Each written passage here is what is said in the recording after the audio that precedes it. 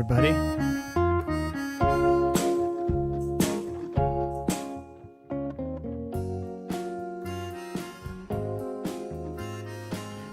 Hey, PKOSB, always good to see you. Hope you've been well, my friend. Pandora, Andre, Prepper, David, Super, great to see you. KC, hello. AA, hello, great to see you.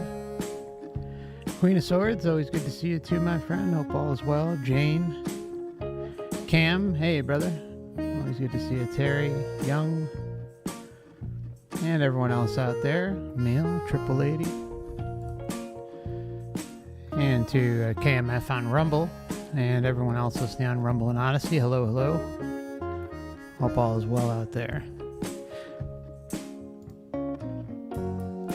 Just as a reminder, this channel is for educational purposes only, or perhaps entertainment purposes only, whichever the law would prefer. It's always important to do your own research and come up with your own conclusions. Okay, so welcome to part 4. Oops, is that not working? Of course. All right, there we go. Hello, everybody. Welcome to part 4. Michael Newton, Memories of the Afterlife cover-to-cover commentary. And we're going to be going over Life Between Lives, mostly past life regressions, reincarnation, spirit guides, soul groups, life scripts, and much more. In this next segment, going to be continue rolling along in this series. We still got a ways to go. Just kind of from looking at the way things have been paced so far, if I had to guess, we've probably got another 6 episodes maybe to go, possibly 7, because we're also going to probably do a like a kind of a group talk with a few people as a separate stream after the series concludes. So there should be probably about a total of 10 or 11 parts in this entire thing. There is a playlist available on YouTube. I also have set one up for Odysee. Rumble, unfortunately, doesn't have playlists, but they will come. Also wanted to just say really quickly before we get started, the new channel that I set up is available if you're interested in checking it out. It's on Odysee and Rumble. There's going to be kind of exclusives to that platform. It's going to be about laughing at the Clown World Matrix, just kind of a chill channel for fun, where we can kind of get together and laugh at the insanity of the world. So if you'd like to check us out and join over there, those links are available in the description of each video. All right, so let's get rolling with this next part. Okay, here we go. 9. The White Nine. The White Goose. By Ursula de Marmels, Salzburg, Austria. Author, well-known TV authority on regression, and university lecturer who envisions a harmonious society respecting animals and nature. This chapter describes very clearly the rapid positive progress that can be triggered when a client is guided with sensitivity into the between-life state. This case reminds us that we are all souls, immortal beings of light and love, and that through LBL therapy we can rediscover the soul state, in which our feelings and experiences are of a much higher quality than those retained within the human mind. When Sandra, a pretty woman in her early 30s, first entered my Austrian practice, she appeared to be cheerful, confident, and slightly arrogant. I found this a little surprising, because when she originally wrote to me, she showed very little courage to face life, and had already repeatedly thought of suicide. She suffered increasingly from sudden cardiac pain and feelings of anxiety, but no physical cause had been found. Even 18 months of intensive psychotherapy did not help. She told me that she was never able to cry, even though everything appeared to her as extremely dreary and senseless. As a university graduate with professional experience in various different areas, Sandra was very successful, but joyless. She felt empty and had no friends. She had affairs with a frequently changing array of men, which left her feeling humiliated and used. She described her parents as friendly and caring people, but now avoided any contact with them because she felt ashamed of their simple professions. When guiding my clients into a past life, I usually go back with them to different stages within their current life and also into their mother's womb.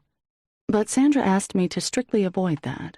She wanted me to guide her directly into a past life. She said that she had always felt she was a very special person, one who wants to do something of great impact. However, she had no idea what this something could be. In her current life, Sandra never cared about spiritual matters. When she, by chance, read in a magazine about my book on the positive effects of spiritual past life regression, she became curious, read the book, and was now here to experience spiritual regression herself. It took a long time to guide Sandra into deep trance, as she suddenly became tense and afraid. I helped her by using an imaginative journey induction, visualizing a beautiful flower meadow. She then gradually relaxed. I asked her soul guide to choose a former life for this session that would best assist her, and then I regressed her into that past life. My client... Okay, so a little bit of an issue. You have like the reaching out for the soul guide to assist, which does happen. I'm not necessarily a fan of it happening early on in the regression like that, but anyways, just thought I'd throw that out there. On her back for a long period of time, floating on a white cloud through a blue sky. During this, her trance depth gradually improved. Finally, I asked her to turn over and look down to earth. Underneath her, she saw a soft green landscape with grass and trees. I explained to her that I would now count to 3, and she would then have arrived at the situation in one of her former lives that would be most important for her current life. Ursula. What do you see? Sandra, suddenly trembling and intermittently gasping out through a barely opened mouth. It's a morass. The horses can't move anymore. Firmly stuck. Dirt up to the knees. I can't move anymore. Screaming. Everything is gray, only gray. This must be how hell appears.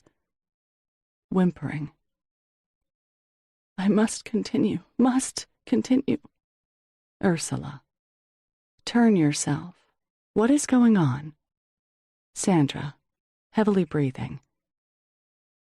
I have to throw away the backpack and the gun. No power anymore. Oh, God. They are shooting. They shoot. Those damned bastards. I can't anymore, but I need my gun. They've hit a horse. They didn't hit me. Not yet. But why? This mess should end now. Sandra had found herself in Russia during World War II, in the body of a desperate German soldier named Rainer. The situation was hopeless. The advancing cross-country vehicles were no longer able to drive through the intense rain. Instead, horse-drawn carriages were used, and even these were now stuck in the mud. In the next scene, Sandra saw herself as a younger Rainer, a young man in uniform just before the start of the war, together with his fiancée, Judith, in his parents' beautiful house. His parents were rich farmers. Ursula. How do you feel there? Sandra. Judith wants to separate from me. Ursula. Why? Sandra. Because I went to the military. I will make a career, not just cows and pigs. She is Jewish. That does not fit with me, not with the German nation. Ursula. How do you feel about Judith? Sandra. She is very beautiful and elegant. Now she cries. I don't like that. Yes, we'd better separate. 2 years later, Rainer is in command of a group of soldiers controlling the Swiss-German border. They had caught a group of Jewish refugees. Judith was among them. Sandra. She appears scruffy, no longer pretty, dirty. She stares at me strangely, frightened. Now she looks away. Ursula. How is that for you? Sandra. Don't know. I move away a bit, have to make a decision. Jewish refugees have to be rigorously punished. Long pause. Ursula. Now, what's your decision? Sandra, shouting. I'll have them all shot. Ursula. What do you feel? Sandra, defiantly. It has to be. It is the law. I owe her nothing. Ursula. Are you present when she gets shot? Sandra.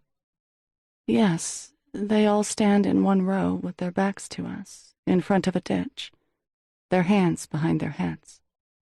Ursula. Do they line up that way by themselves? Look at this carefully.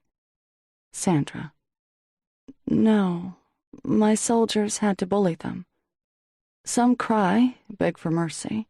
One man breaks down. He whimpers. Women often are the stronger ones. Ursula. And what about Judith? Sandra. She does not cry. She holds a little child by the hand. Ursula. Is this her child? Sandra. I think it belongs to the man who just whimpered. Ursula. And how old is this child? Is it a boy or a girl? Sandra. A girl, maybe 4 years old. Ursula. What do you feel? Sandra. Don't know. What I always feel in such a situation, a kind of emptiness. Ursula. Something else? Sandra. Anger. Dreariness. Yes, and also agitation. Ursula. Feel these feelings carefully. Sandra. Yes, that power excites me. Ursula. What happens next? Sandra. My soldiers shoot. They all fall into the ditch. Now it's over. Soon after, Raynor starts increasingly to experience terrible pangs of remorse and nightmares. Sudden cardiac pain also appears.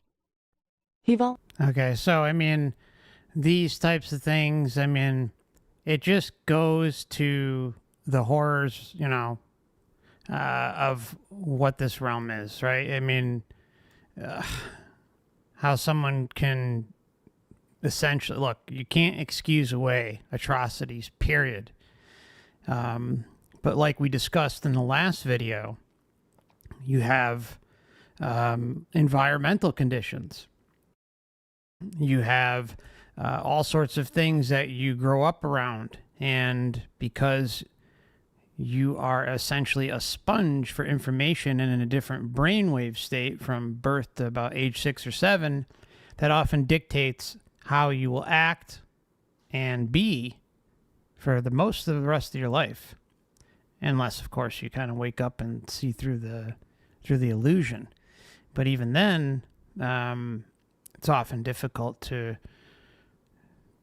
really truly find out what's going on here, unless you put in a lot of effort. But I mean, I think those who get involved with atrocities and things like that, they've pretty much got no chance. They're completely gone, lacking morals, ethics, I mean, all that stuff, and have basically no empathy or compassion for anyone or anything except their own selfish needs.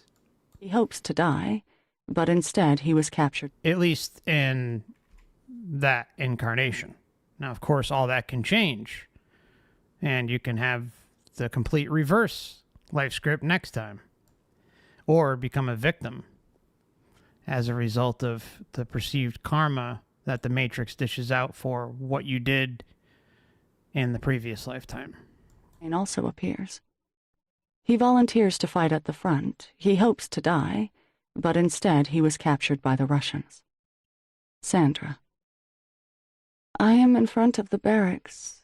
Meager. Everything is gray and dirty. There is hardly anything to eat, not even for the Russians. Have to rebuild houses. Useless. They shoot again, those idiots. Ursula. Who? Sandra. Ours, the Germans. Everything is already smashed. Lots of German prisoners. An airplane dropped a bomb. Raynor was hit by the shock wave and catapulted away. He was injured on his left shoulder. As he bobbed up again, he saw a white goose sitting beside him, and its left wing was injured. Sandra. This white goose, it is the purest and most beautiful thing I've seen for eons. Ursula. What is going on inside you? Sandra. That's how I once was, or could have been, should. Russian soldiers came and caught the goose. One of them choked it. Raynor cried out and ran against them. A soldier beat the butt of his gun against Raynor's head. Raynor collapsed and immediately died. Something pulled his soul out from his body. Then for a long time his soul was immersed in blackness. It felt lonely and lost. Editor's note.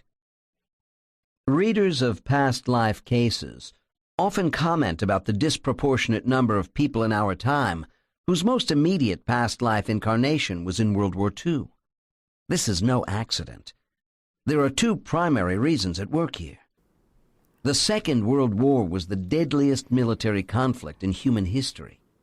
Total premature deaths as a direct result of the war have been estimated between 60 and 70 million souls, both military and civilian casualties. 6 million Jews died in the death camps.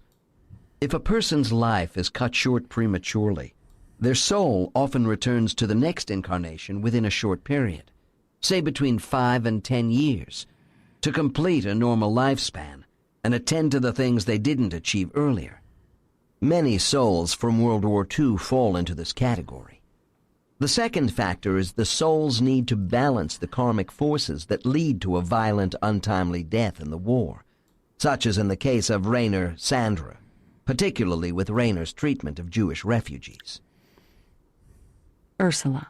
Okay. So, yeah, obviously, make of it what you will. It's kind of what Amnesic Actor was saying. Sometimes there's like the personalized interpretation that is involved with a regression, and that's where with a big part of this, that's where things like making sure that you have a completely understanding regression therapist by your side, where there's kind of like a clean slate. We saw kind of an issue at the beginning where the hypnotherapist was dragging in a spirit guide early on. Now, of course, as with anything, and something I like to talk about regularly on this channel, it's really, really important for everyone's own research. You never get too hung up on one case. It's always best to just keep moving on and assessing the collective, assessing the data patterns, because that's what really matters most, is seeing the consistency. Now, you're always going to have, things that may be true, things that may be not true. We don't know. But, it's, I think it is interesting how he brings up how there's a lot of cases that revolve around World War II and also World War I. It's interesting because kind of like what we've talked about on the channel too, is how those who die either violently and unexpectedly, or their lives are cut short. Like if you're a child and let's say you develop cancer or something and you die really young, things like that. This piggybacks back into another area of research, reincarnation research, with Dr. Ian Stevenson, Jim Tucker, and so on. With that research and the University of Virginia Division of Perceptual Studies, it's basically shown that if you have that situation where you do die unexpectedly, your life's cut short, or it's a victim of violence, then you're more likely to reincarnate sooner. Not always, but the information's there, the data's there. So it's an interesting way to look at it because these two kind of combine and are telling the same story.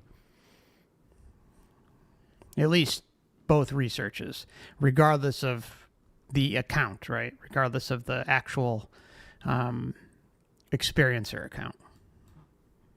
Sandra. Like fog, no human shape. Finally, it became a little brighter in the distance, and a white goose flew in. Sandra. This one is even more beautiful than the goose in Russia. It shines, and it is very big. His soul was allowed to lie down on the back of the white goose, and then the goose flew them both away. Underneath, Rayner, Sandra, saw a gray landscape showing the destruction of war. Sandra told me she felt very small, heavy, and tired. A deep sadness filled her, and suddenly tears ran down her face. As a soul, Sandra allowed herself to sink deeply into the white feathers, and she cried long and intensely. Sandra. I feel like dissolving into infinite tears, sprinkling the whole country. Ursula, after the client calmed down a little. How do you feel now? Sandra. Lighter, and oh, the lands beneath me have become green. The horrible gray of death is gone. Everything is fertile again. Ursula. Where is the white goose? Sandra. Next to me, but now it is transforming into an elongated bluish light. My soul guide. Editor's note. Shape-shifting energy into different forms is a practice used by souls of all advancement levels, but particularly amongst personal spirit guides who wish to achieve specific ends with their students. Usually, If this is going to happen with a newly discarnate soul, it takes place soon after death, just before or just after passing through the spiritual gateway. So you're hearing this? Talking about shape-shifting entities. Regardless, remember, we leave on the table, my personal opinion is that a lot of who we think we're dealing with leading up to and at the time of death, as far as spirit guides, family, religious figures, God, Source, Buddha, etc. All right?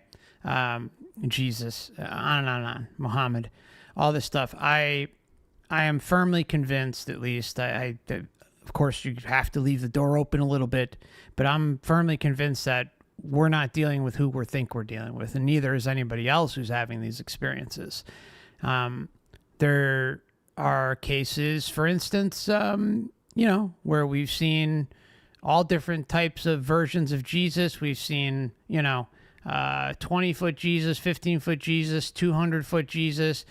Sometimes Jesus has like demon red eyes and all sorts of different stuff, right? Different types of customization for each individual. And again, that goes right back to the data too. All the leading researchers who are out there doing, especially like near-death experience research, you see that there's a consistent pattern and that things are customized to each and every one of us. So that's the matrix adjusts accordingly. So the reason why I'm bringing that up is because of the whole shape-shifting thing that he just mentioned. Now, what is the matrix doing in that situation? It's customizing the experience for the individual in an effort to get the result that it wants. I mean, it's right in front of our face, plain as day, spelled out right there. So it's just further confirmation in my eyes. So really, really important right there. Soul. It takes place soon after death, just before or just after passing through the spiritual gateway. In this case, the white goose is almost mythological in presentation by a rescuing guide appearing in a traumatic death scene. Sandra's guide, Tisana, was modeling as an animal victim and recipient of violence from the sort of abhorrent behavior exhibited by Rayner's previous conduct as a soldier against innocent Jewish refugees in World War II. The intention here was to show Rayner the effects of cruelty inflicted on innocent living creatures. The succession of increasing injuries inflicted on the bird in this case mirrored what Rayner was going through himself in the last minutes of his own death scene in the war. First, there was the physical damage to the bird's wing and Rayner's arm and shoulder, and finally the fatal choking of the white goose matched the blow to Rayner's head by the soldiers who killed him. Through this symbolic vision, Rayner was made to see the consequences of his lack of compassion as a soldier himself. As he was leaving Earth's astral plane, Rayner was carried away by a whole uninjured bird that was emblematic of liberation. The white goose is also symbolic of purity, beauty, emblematic of liberation. Really? No, it's yeah, it's like a symbolic representation, but it sure as hell is not pointing to liberation. It's pointing to frickin' deception of epic proportions. by a whole uninjured bird that was emblematic of liberation. The white goose is also symbolic of purity, beauty, and peace, clearly representing Rayner Sandra's soul alter ego. That is, goodness and wanting to do the right thing versus destructive behavior in the life just lived. Sandra sees that in her own disturbed life today, she must act from gentle compassion, as the author of this story makes clear.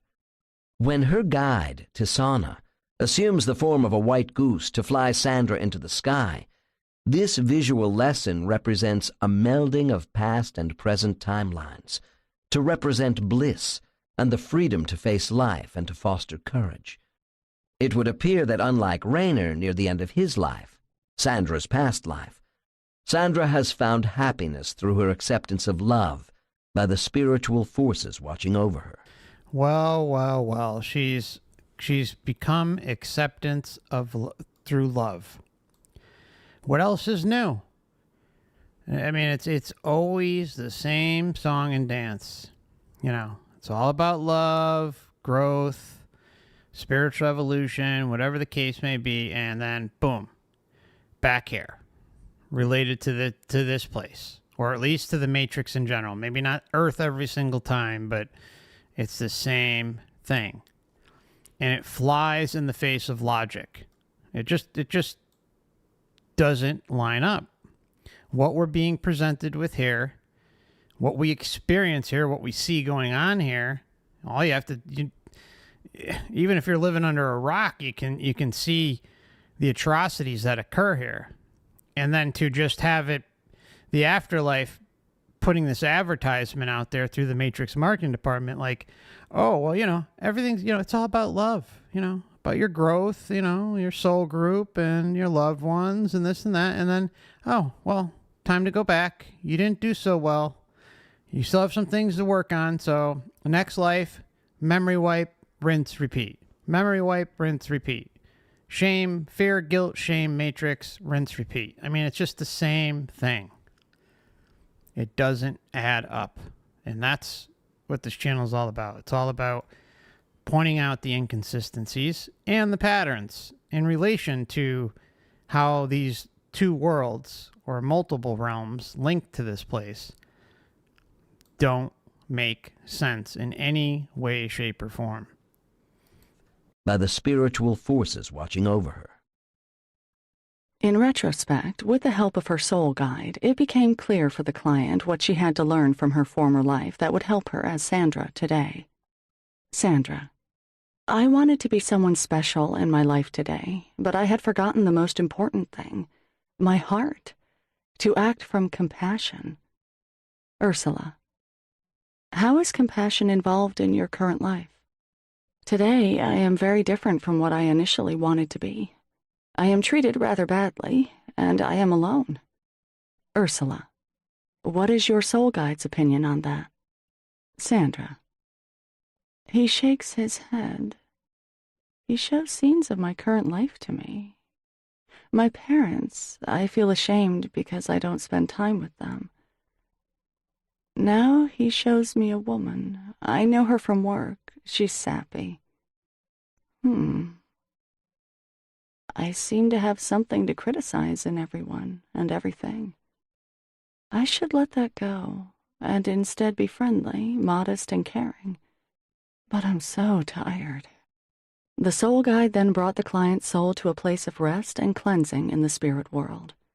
Underneath, she saw a small light blue lake. She floated down and dipped into the water. It felt warm and soft and flooded through her. Sandra, I feel like I am getting more and more transparent and lighter. I cannot say exactly where my body ends and where the water begins. I'd like to stay here forever. After a long time, the soul guide comes to fetch Sandra's soul. Sandra, he now wears a bluish, shiny, long dress. I cannot see his face, but it's a she. Ursula, and how do you look now? Sandra, like an elongated yellow fog. I have long honey blonde hair, and I am also female. Ursula, what's your name? Sandra, Tria. Ursula, beautiful. And what's the name of your soul guide? Sandra, Tisana. She takes my hand, and we float up even higher. Oh, there's my soul group. Oh. They say hello to me. It's funny, each of them wants to be with me first. There are 5 souls. They look like glowing yellow balls. All of them embrace me. So again, this is to, you know, I like to, and the funny thing is we see this in NDEs, not like this, but sometimes the soul group an NDE will experience, and they can't quite put their finger on, it's because it's a little different, obviously. They can't quite put their finger on where they know them from, but they know they're they know that they know them well. They know that they're familiar with them. And sometimes it could be something like even instances like this where someone has an NDE, and we've seen this a number of times where like they walk into, you know, they have their beginning of their experience and go through the light and end up in this like a stadium, and everyone's like cheering them on, like yeah, boosting that ego, and like a lot of them are familiar to them, and like they're at the center of attention. They're the one being, you know, applauded, you know, good job, blah blah blah. And it's almost, again, it's like an ego thing. It's like to make someone feel comfortable, but also obviously loved and cared for. But if it wasn't such a twisted reasoning behind it, it would be fine. But that's not what we're dealing with. So interesting that, you know, they're like, oh, I want to talk to her first. I want to hug her first, and this and that. I want to welcome her back first. And it just, again, stroking that ego, providing that love bomb, just like a cult would. And here we go. Ursula, enjoy it. Do you know one or more of those souls in your current life as Sandra? Sandra. No, I'm all alone on Earth. Ursula. Ask Tisana for the reason. Sandra. Another soul approaches. Oh no, it's Judith. She comes straight to me. Sweat runs from my client's forehead, and she buckles on the couch. It takes me some time to calm her again. Sandra. That can't be true. I don't deserve that. She smiles and takes my hand. I hurt her so much, and she's not angry with me. I don't deserve that. Ursula. Has she forgiven you? Sandra. Yes. Ursula. Feel that and take it deep into yourself. Take a deep breath. Do you also forgive yourself? Sandra. I would like to. Doesn't work. It wouldn't be appropriate. Ursula. What is Tisana's opinion of that? Sandra. She looks very seriously and points to my soul group. They all appear so shiny. Ursula. Like you? Sandra. No, I do not look that light. My yellow is somewhat dirty. Ursula. What does that mean? Sandra. It is because I am not as fast in my progress as the others are. It is an old problem. Ursula. Which problem? Sandra. On Earth, I forget about what has been so perfectly planned. Boom. Even my soul group helps me. And then, as a human being, I always want to accelerate, to be someone very special. No respect. Ursula. So here we have an open admission of the memory wipe, obviously. I forget this and that, but yet the soul group is somehow helping in the background. But like, how many of us have absolutely no connection to that, no knowing? There's no guidebook that comes with Earth when, you book your life script and, pop out your mom, and then all of a sudden, like, here's the Matrix guidebook. If you need to call 1-800-SOUL group, this is how you do it, and they'll help you stay on track with your life script and blah, blah, blah, and we'll be here to help you. No, there's none of that. None of that. None of it. So it again, flies in the face of just sane and rational thinking that there is no access to this, right? And if you do get access, sometimes I get comments. I understand. Like some people are like, oh, well, I have access to these memories, this and that. You can do, I don't know how many past life regressions, and no matter what, and come and share them, and I may believe them. We all may believe that they're legitimate. You know, they're not total overly fanciful stories, but you know, they're believable, right? You can come to us and drop all that information and say, well, see, I have memories of this, I have access to this, but in the grand scheme of things, you have a very, very, very limited amount of information when it comes to the collective of what your experiences are. So I don't care who's out there and what they say, even though, yeah, you may have tapped into some amazing information, and that's awesome. And I hope it's helped you. But in the end, it's a small smidgen of information in the grand scheme of things. You are still memory wiped. You still come here and have access to very limited information. And then you can kind of even go a little bit further and say, well, what about the rest of us? Some of us, I mean, like, look, I have some past lives that I've tapped into, but again, in the grand scheme of things, they're a joke. You know, I don't know how many lifetimes I've been here. You know, I'm not congregating with my soul group and teachers and guides and all that stuff on a daily basis trying to figure this shit out. No, it's just not happening. So again, like, even if you go and you have regressions and stuff like that and get access to this type of information and feel very connected with it, and you intuitively know that it's real and correct, it's still a drop in the bucket in the grand scheme of everything else in terms of your relation to it and your eternal existence. That's the big point. So there's nobody out there, I don't think anybody, who can present a case that would satisfy me. I mean, because again, like, you're looking for the data patterns. That's really it. And the data patterns don't show that, you know, we, you know, come here and have the access to 1-800-SOUL group. You know, like, it's just not happening. Like, we don't have access to the guidebook. We don't have access to, you know, what we're supposed to be working on and this and that. And yeah, but I'm talking about the collective, right? So, I mean, just think about NDEers, right? This is a great example to put it up against with past lives. And perhaps maybe having some sort of recollection about what you're supposed to be doing here in this incarnation and what you did in past incarnations and why it plays a role here.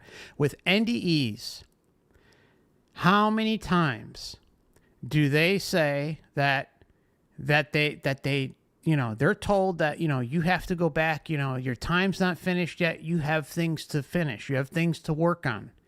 And how many times have we seen that they don't know what the hell that is? They don't know.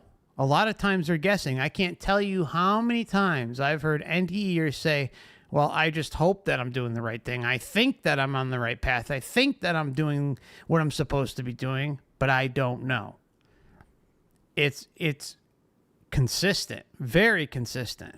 And then there are some that are convinced that they know what they're doing is right and this and that, but the bulk of the data out there is overwhelmingly saying that they don't know. So they go, they're meeting with, you know, the Matrix marketing department, the spirit guides, all that stuff. They're telling them this, and then sometimes we even see that there's an open acknowledgement that they're going to forget all this information when they get down there. I mean, that we've seen that quite a few times too. So why? If you're supposed to learn, you're supposed to grow, you're supposed to excel, then why? It flies again in the face of logic. Look again at your Jewish girlfriend, Judith. Do you know this soul in your current life? Sandra. No, she surely does not want to be with me anymore. But yes, she is here again. She is my work colleague. It turns out that this soul belongs to the client's primary soul group and has regularly incarnated with her, trying to assist her in her path of development. In her current life, she is Sandra's work colleague, who has repeatedly tried to initiate a friendship with her. She wants to carry out a humanitarian, highly promising project with Sandra. Ursula, what does your soul guide think of that project? Sandra, she shows me a scene from my childhood. I am a little girl, about 6 years old, visiting people who know my parents. They are reconstructing their house, and during that have completely forgotten about their pet rabbits. Their cage is partly broken. It's full of dust and dirt, and the rabbits have nothing to eat. I bring them water and grass from the garden, although I make my short dress dirty while doing that. I think I should do it, those humanitarian projects with my colleague. Ursula, how does that feel to you? Sandra, somewhat strange, but also delightful. Yes, that's it. Ursula, is it okay for me to try to help you dissolve your heart pains and your feelings of anxiety? Sandra, no, not yet. I don't think so. Ursula, go into communication with your soul guide. What does Tisana say? Sandra, she nods her head. She says that the heart pains are like a signpost to remind me to listen to my heart, to learn, to do good. After Sandra returned from trance, she first appeared to be very relaxed and more friendly, but initially she had serious concerns that she would not manage to bring the knowledge from the session into her daily life. 6 months later, she informed me that she and her colleague had, together, actually undertaken the first steps to bring their idea of a working project into reality, helping people to help themselves. The idea was to teach and support farmers how to change from mass animal farming to breeding conditions with a focus on animal welfare, and to change from mass plant production to organic agriculture. Their target was a win-win situation for all beings involved. However, Sandra's health problems had not really improved. I suggested to her that she should consciously contact her soul guide every day for at least 15 minutes. It took another 1.5 years until I heard from her again. She now appeared to be very happy and enthusiastic. The project had a surprisingly good start, and for the first time in her life, she was in a loving relationship. She had also followed my suggestion to contact her soul guide on a regular basis. Sometimes her soul guide, Tisana, comes to her again as a white goose, allowing Sandra's soul to fly through the sky on its back. When I asked Sandra about her feelings of anxiety and heart pains, Sandra thoughtfully said, "Wow, I had completely forgotten about them. They gradually disappeared." Spiritual regression into a former life, and most importantly, into the life between our earthly lives, can be understood as spiritual therapy, integrating divine wisdom into our worldly experiences. Sandra's case is a good example as to how profoundly and thoroughly salutary the conscious connection with the spirit world can work. In my experience, therapy targeting spiritual growth and bodily and psychic healing is impossible without connecting to our divine soul. As a spiritual regression therapist, I know from countless sessions that a simple regression into a past life is not enough. It is of crucial importance to guide clients into their between-lives experience to obtain the information necessary for real progress. Professional experience is one important factor for successfully conducting spiritually oriented regressions. The other most important factor is the conscious contact of the therapist with higher beings in the spirit world before and during the session. During any regression, I keep on intensely communicating with the spirit world, and only by doing that is it possible for me to offer adequate assistance and support to my clients.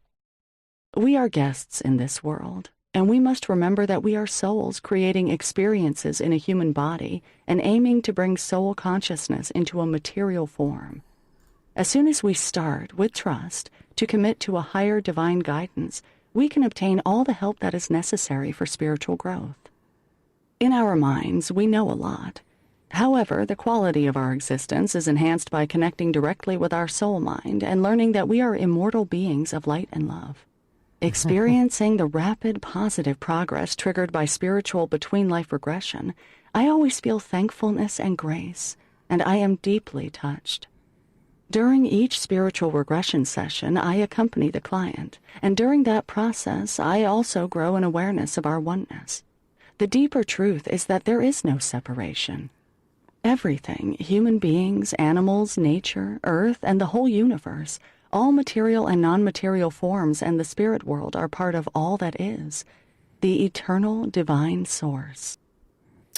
Well, I mean, it's incredible how this all just plays its role. And you can say, oh, well, you know, you're just a soul or an essence coming down and you know, being filtered through the human experience. But in reality, all this stuff makes no sense. It just doesn't add up. All right. So there's red flag after red flag after red flag about what our existence is here and what our existence is in general, how we ended up here. You know, why are we here? Where do we come from? Where are we going? All these, the basic but extremely important questions that every single individual who's ever walked the face of this earth would ask. And why is it so difficult to find those answers? And if you seek those answers, then you're most likely going to be face planting right into a wall of spiritual parasites. And just to make sure that I clarify this, I saw a comment, I have to respond to it, but there was someone who mentioned that I don't think there's any value in religions except, you know, Gnosticism. That's not true. I've never once said that. I think there is value in all religions.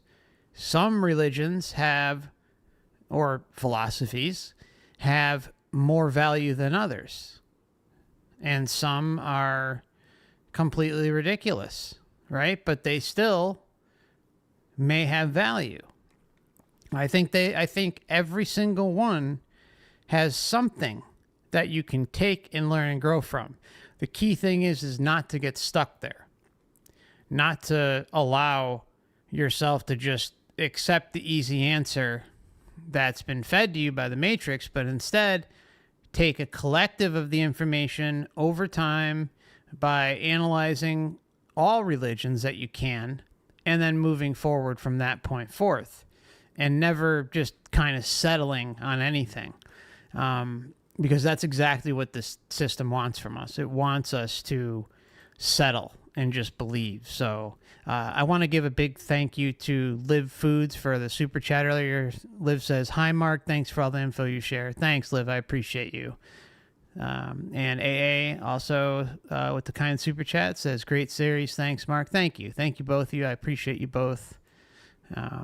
Thanks so much. Okay. So what I'm going to do is move on to the next one. Let's see. Yeah, we'll move on to the next one. And then we'll take a break after that. So let's get rolling. Just going to pop up this screen real quick. And still, if anyone is willing and able to help with timestamps with this series, I'd really, really appreciate it. I just don't know when I'm going to get to it. I mean, I'll do it if someone isn't able to volunteer, but any help would be really appreciated. Okay. Just haven't been feeling so hot and up to dealing with it all. So I'm just basically kind of, for the time being, putting up the timestamp to skip the countdown clock and bring into the intro, and then the very first case of each stream for now. So I'm behind about 4 or 5 streams, I think. So any help again, if there's volunteers out there, feel free to leave a comment. I'd greatly appreciate it. But obviously, no pressure or anything. Let's see. Okay, here we go. 10. The Wells Fargo Guard by Jimmy E. Quest, Eastern Shore, Maryland. Hypnotherapist since 1993. Coordinator for LBL certification and lead trainer for the Newton Institute. This is the story of a fairly advanced soul who has already arrived at a level of competence in the spirit world that allows her to work with an amazing degree of independence as a teacher of very inexperienced, and in her own words, tender young souls. However, it is clearly not her nature to rest and be satisfied with past accomplishments. She is still striving to perfect within herself the lessons of sensitivity and compassion for others who may be vulnerable and in need of encouragement to find their own inner strengths. Therefore, she is working in specific ways to fine-tune her selflessness, patience, and humility, both in her spirit world endeavors and in her recent incarnations on Earth. As you will hear, this kind of soul work does not have to be boring. In fact, her most recent past incarnation could probably be used as the script for a rollicking good movie.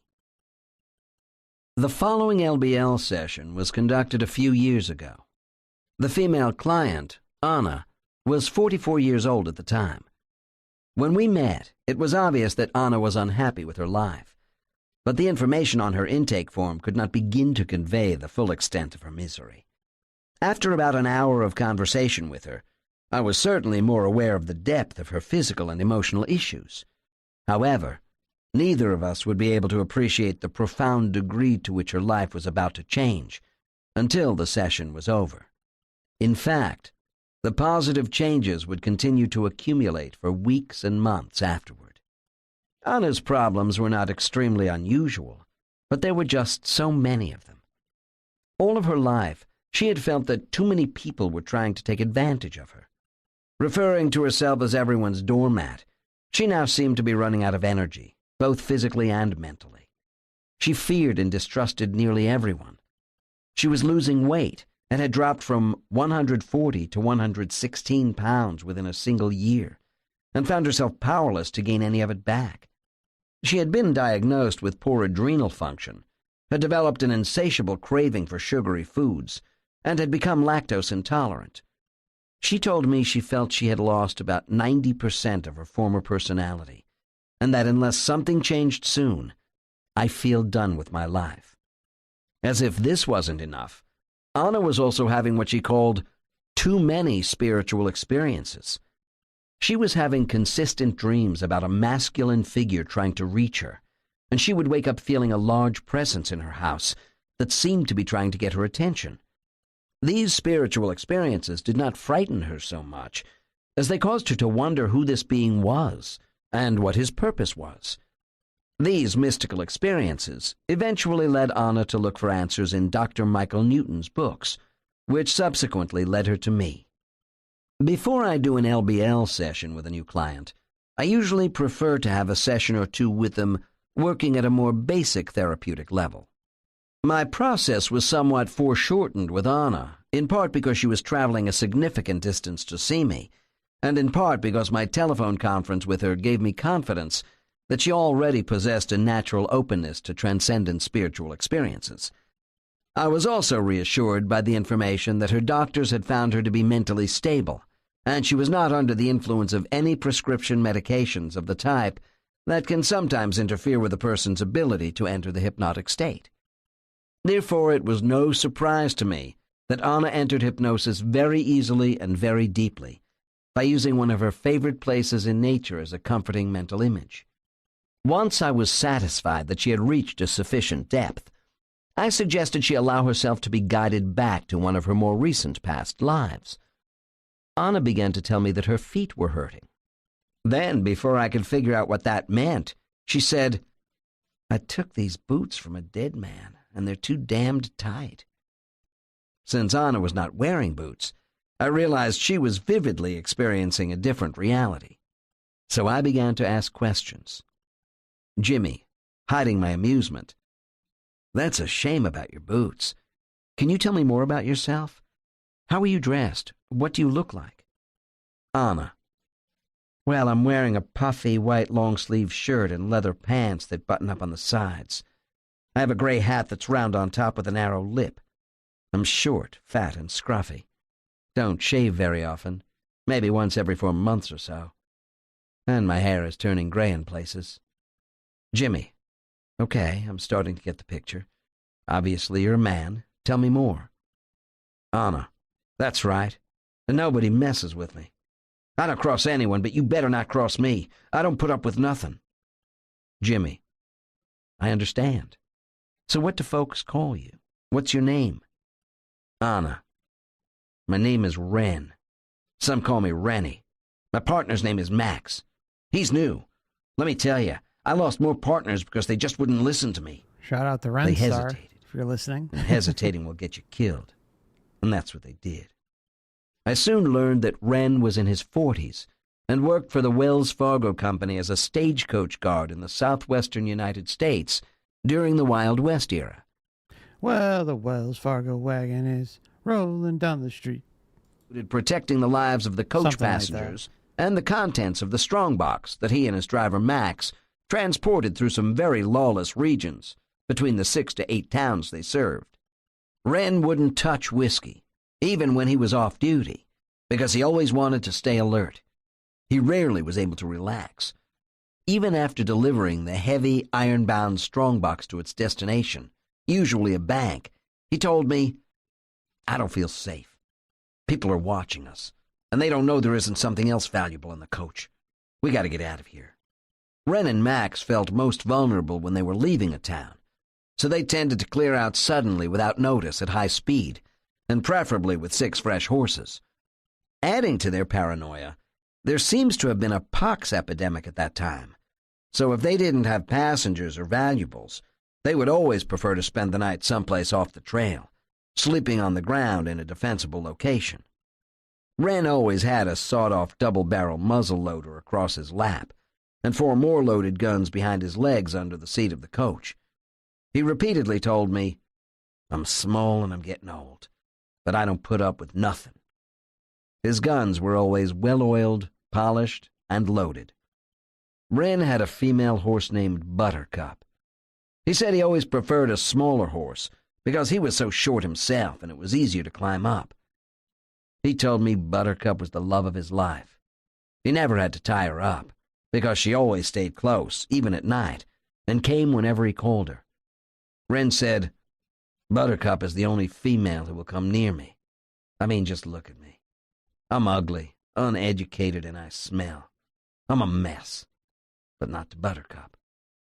Good old However, Buttercup. Ren did tell me how sometimes he might take a liking to an occasional female passenger on the stagecoach, even flirt with them a bit. He said, I could only get away with that because their lives are in our hands. It never led to anything serious, and he didn't seem to want that anyway. In spite of the constant challenges, or perhaps because of them, Ren loved his way of life. During his career, he had indeed shot and killed a few bad guys who had tried to ambush the stagecoach. If I am challenged in a bad way, I kill on the spot. No hesitation. Our reputation is strong. The people in our towns respect us and pray for our safe return. They depend on us. I asked Ren to move through time, to the last day in his life. Within a few moments, he began to speak. Ren, I'm in a bed. It's dark, but there's an oil lamp next to me with lace under it. Jimmy, are you sick or hurt or just worn out? Ren, I got shot. They got me right here. Anna pointed to her right side and said, That explains why I feel pain here sometimes. Jimmy, is someone taking care of you, or are you alone? Ren, my sister Clarissa is with me. She's younger than me. She's so good to me, but she doesn't like my way of life. Now I see she's rinsing out the bloody rags. I'm bleeding pretty bad. At this point, Anna briefly shifted her perspective back to the present to tell me that she recognized Clarissa as her sister Kimberly in her present life, and I could see that she was enjoying a sudden deep feeling of renewed closeness and love for her sister. As wonderful as that revelation was for her, within a few moments, Anna just wanted to get back to Ren's predicament. In a matter of seconds, I was probing Ren with questions about how he had gotten shot. Was he on the coach when it happened? Did he know who shot him? His responses were all very vague. It seemed to me that he just didn't want to talk about these matters. He also didn't want to give up on living. He remained true to his tough, invincible nature right down to his last few breaths. At the end, He was not in pain, but simply could not breathe.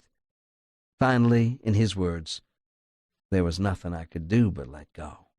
I asked Ren to explain what, if anything, he was experiencing after letting go of his physical body, and he told me, "I'm not there anymore. I'm surrounded by clouds now." Oh. He couldn't see into the distance because of the clouds, but he knew he was away from Earth. "There's nothing here but peace. Just peace. The misery is gone. I'm safe now. You don't have to do anything here." After a minute or two, the clouds had gone, and he could see something far away that was shaped like a shoehorn with a light in it. But it's not a shoehorn, and I'm moving toward it. As he drew closer, he said, "This is a place, a nice place, and it feels like Earth, but it's not Earth. It has trees and flowers and grass like Earth." You hear that? Feels like Earth, but it's not Earth.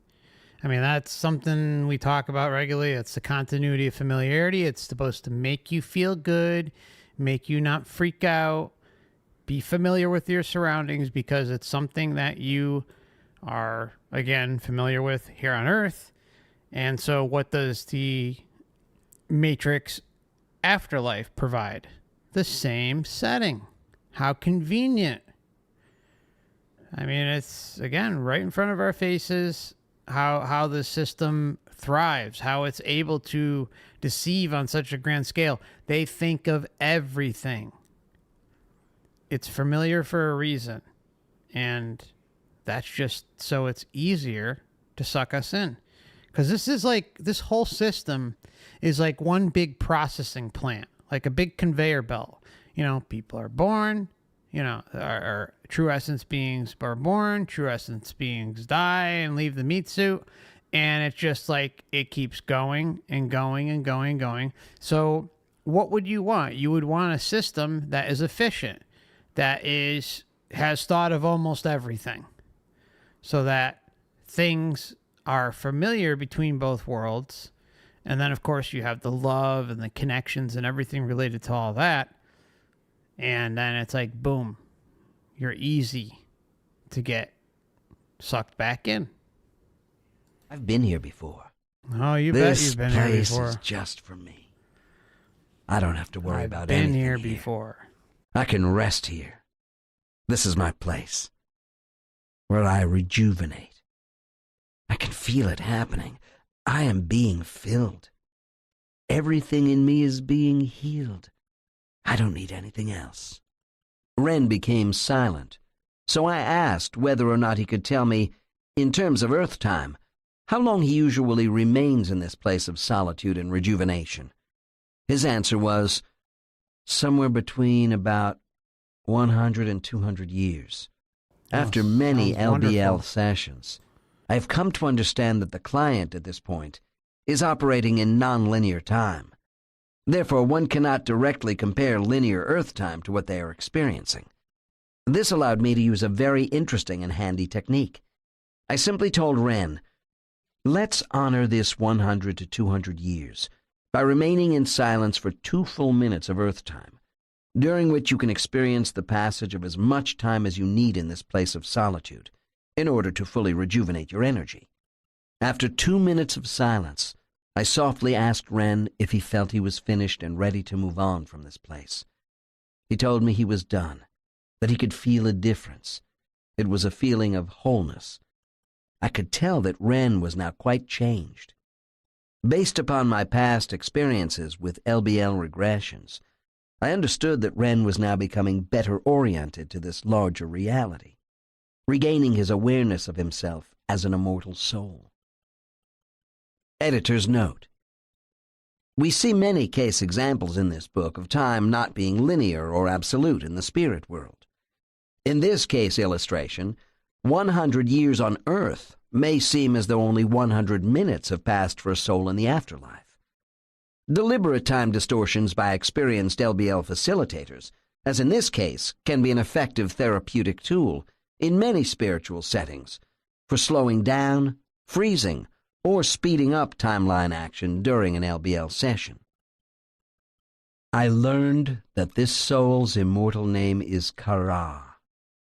Kara describes herself as feminine, very tall, slender, and graceful.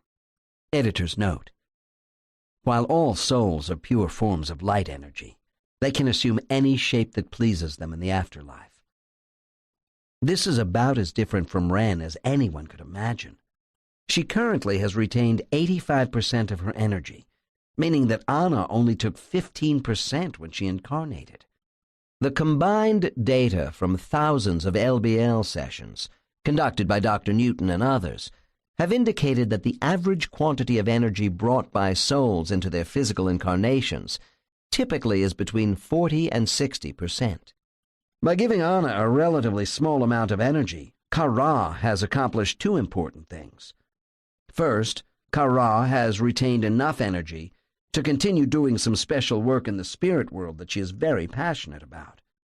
Second, as Kara points out, Anna's relatively lower amount of energy causes her to have a feeling of longing for the other side, her true home in the spirit world. This makes it possible for Anna to be more open to receiving assistance from home, even though it can also cause her, as a human being, to feel weak and intimidated on some occasions. Kara does have a guide named Sariel. He has a more masculine energy, but does not come around as often as he once did. He is always available to Kara when needed, but she says she rarely needs to call on him. The color of a soul's energy is always of great interest, because it reveals so much about a soul's level of achievement. To me, Kara's energy is extremely interesting and rather unusual in its color arrangement. She has a great deal of blue energy, which indicates she has a very high level of experience, but she usually prefers to hide her admirable accomplishments by covering herself with the dull grayish-white coloring of a much younger and inexperienced soul. I couldn't understand this until she took me to the place where she does her work.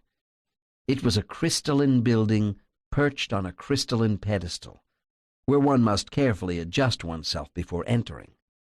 Kara: this place is very old, but it's not just a place. It's alive. Jimmy: do you mean it's alive the same way you are alive? Kara, emphatically: better than me. You must have respect for this, tremendous respect, before you can enter. You always stay humble. Mustn't show pride. That's not good for them if I show pride. I teach them how to be more than they are, but I have to be very gentle with them. Jimmy: so you are a teacher? Kara: yes, that's right. But I have to be very careful with them. I cannot show off. This is a reference to her blue energy color, because they look up to me. They are so young, faint white lights. They want to learn, but they're very timid. Oh, yeah. You've got to be careful, because they have total trust. Jimmy: You got to be careful because they have total trust. because they have total trust. Jimmy: does this mean that you tone down your own energy when you are here? How do you appear to them? Kara: that's right. I'm a soothing grayish-white color. My gown has creases or folds, and I only allow my light blue color to show as streaks in the shadows of those folds. Jimmy: that sounds rather elegant to me. Kara, with a secretive but emphatic tone: it is. Jimmy: so how are you different when you're away from this place? Kara: I'm brighter, and I let more of my blue energy show sometimes, but that could be intimidating to the little ones. I'm not really that advanced. Souls at this level of advancement tend to be incredibly selfless, so this statement actually helps to confirm her achievements. I just know how to do this job, preparing new souls to move on to the next level. I just know how to do this job. Just little old me sitting here, taking orders. I just know how to do this job. And that's to help new souls, move on, ascension. I mean, this is really, this is kind of like, goes and links to something I've talked about before. And again, I have no evidence to support this, and I'm not going to pretend to. It's just kind of a hunch. I think what we're dealing with, and we may have even talked about this last stream, but I know we've discussed it a few other times, but what I think happens is if someone is kind of getting a little too in the know about the system that the Matrix isn't so comfortable with, then perhaps they are promoted and brought into the Matrix marketing department. And this could be a very clear example of such a thing. Obviously without the detail, but, you know, in their own words, they're saying, well, you know, this is my job. This is what I'm supposed to be doing. At this level of advancement, TED show sometimes. Here. But that could be intimidating to the little ones. I'm not really that advanced. Souls at this level of advancement tend to be incredibly selfless, so this statement actually helps to confirm her achievements. I just know how to do this job. Preparing new souls to move on to the next level. I do it really well, and I love doing it. I do it really well, and I love doing it. So I guess in this scenario, we can look at it from this perspective that, you know, they're quote unquote a new soul, you know, or young soul in the Matrix, and perhaps they're getting their orders to do stuff like that when they're new, because I guess they're more ignorant, right? I guess that would make sense too. So I guess you can kind of look at it both ways. There was a good comment by Pandora in here. Hey, Active Research, good to see you, man. It's been a while. Pandora says, just Googled Kara. Kara, son of Izar, is an individual who appears in the book of Numbers of the Hebrew Bible in 4 different verses in the Quran. Yeah, that's a great comment. Thank you. Appreciate that. Works quite autonomously with 6 to 8 students at a time, with a fairly constant turnover. She occasionally takes time for some socializing with other souls at her own level, but actually does very little of that. As our session went on, this relatively advanced soul did not take me to any of the other common sites that we frequently encounter in the spirit world during LBL sessions. Even though I probed and questioned, there was not much else she would reveal. Kara did point out that the goal of her incarnation as Anna is primarily twofold. She must stand up once again for herself and others, the way Ren had done, but this time in a small female body, without the help of an arsenal of sawed-off shotguns. Or with the help of Stimpy. She has to take on the role of nurturer. Initially, Ren does not appear to have many redeeming qualities, but further exploration revealed that Ren's attitude toward the life was not as cold, uncaring, and murderous as his words suggest. According to Anna, he was admired in many Western towns as a courageous protector of people's lives and property. The message for Anna is that while Ren was physically vulnerable in the Badlands with his job, this did not deter nor diminish his capacity to act when necessary. The strong, masculine figure in Anna's dreams that led her to me was apparent. And may your first child be a masculine child. Strong, masculine figure in Anna's dreams that led her to me was apparently intended to show an embodiment of her real self in Ren. Recalling the life of Ren in session demonstrated her true capacity as a soul to overcome adversity with strength and independence. I was expecting the session to continue a bit longer when Kara suddenly announced that it was time to wrap up this visit. That was a surprise, because very few LBL sessions are ended with such a dismissal. So we followed her suggestion and ended the visit. When I brought Anna out of her trance, I felt I had not obtained as much spirit world information for her as I would have liked. But I got over that quickly when she opened her eyes and shouted, "Oh my God, that woman is so strong. She's amazing. It felt so good to be her again. It's so important what she's doing to encourage the little ones. And that Ren, amazing. He showed me what it's like to be a man." I understand now why men act the way they do. Wow! Was all of that stuff real? Following this session, Anna's life began to improve rapidly. Her energy returned immediately. She began to have an unexplainable craving for healthy food and gained 10 pounds within 6 weeks.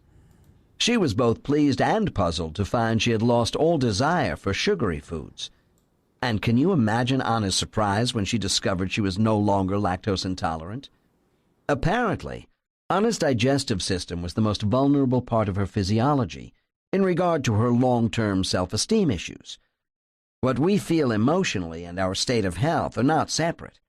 By recovering her memory of who she is as an immortal soul, Anna has been empowered to believe in herself and pursue her dreams. At the time of this writing, it has been 8 months since Anna came for her LBL session, and she tells me that she now feels a sense of determination and purpose in her life. People no longer frighten her. She says, "I'm comfortable now with some people who used to make me uncomfortable. Equally important, I have become uncomfortable with a few people that I have really been needing to get away from, but I couldn't face it before. I'm not a doormat anymore. I don't have to put up with that anymore." Sounds like something Ren would say.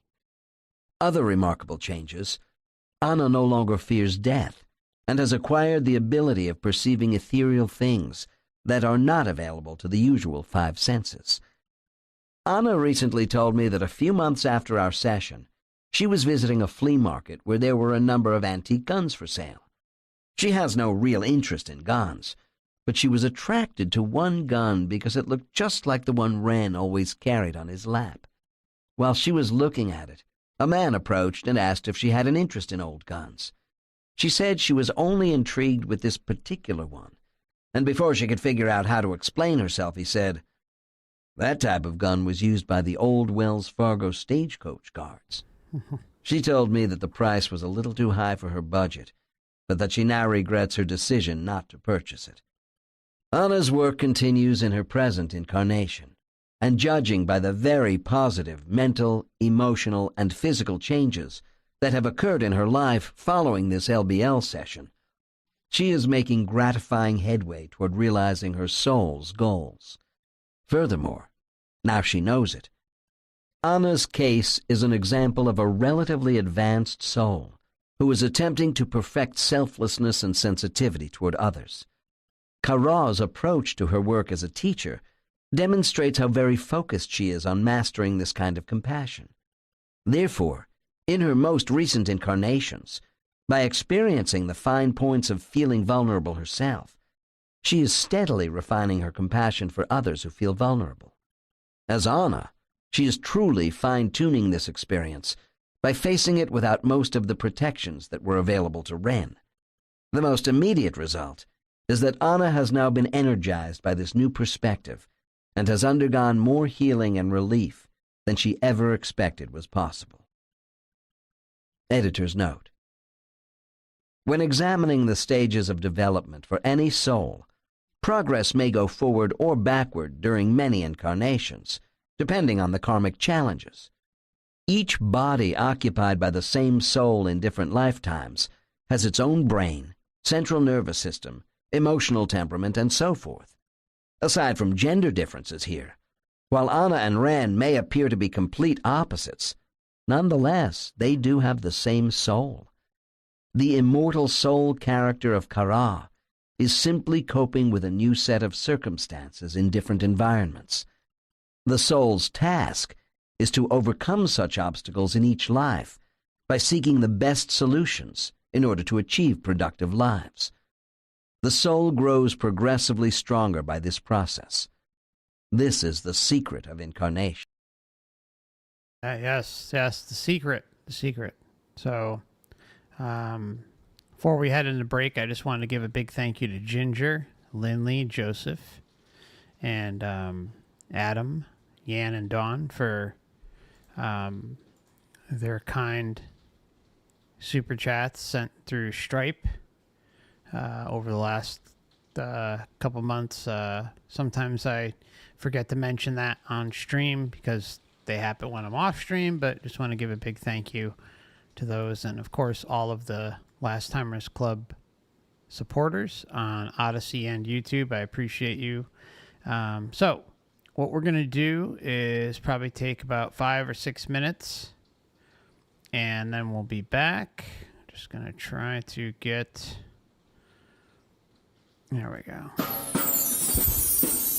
All right, so see you back here in about 5 or 6 minutes. Thanks so much.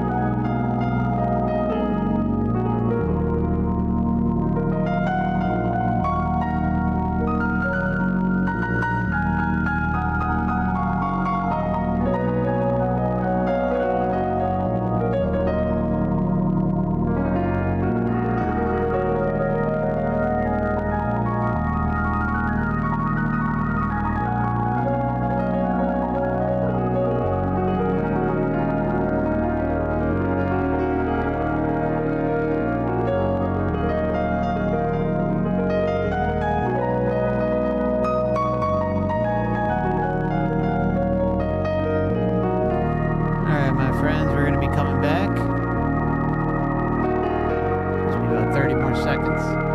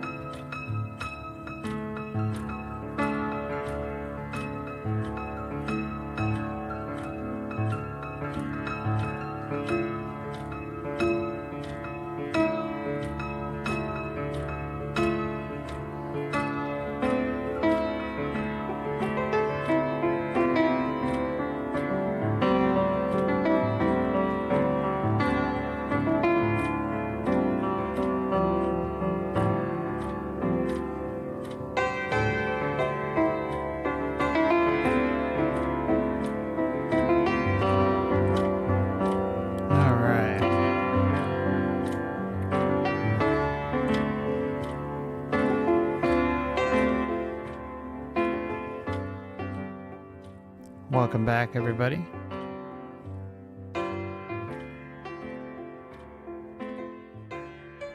Just as a reminder, this channel is for educational purposes only, or perhaps entertainment purposes only, depending on the eyes of the law. It's always important that you do your own research, come up to your own conclusions. And I know I've been mentioning it a few times, but I do have a new channel that I just opened up on Odysee and Rumble. It's called Laughing at Our Clown World Matrix. It's going to be just a chill channel, just for us to kind of get together, anyone who's interested at least, to laugh at some wild shit going on out there in the Matrix. So I've got a huge bunch of files that or videos that I've compiled over time in preparation for this channel. So we should go live on both of those platforms, I don't know, maybe in the next week or two. So again, that's available on Odysee and Rumble, and I will do my best to try and get that in the chat, or perhaps maybe one of the mods who's on can do that. And on the platforms, I greatly appreciate it.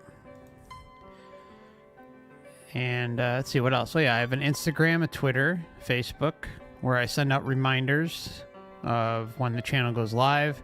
Don't do it every stream, especially in this series, but I try to do it regularly. So like, for instance, I've been getting an increase in messages that notifications specifically on YouTube are not being received.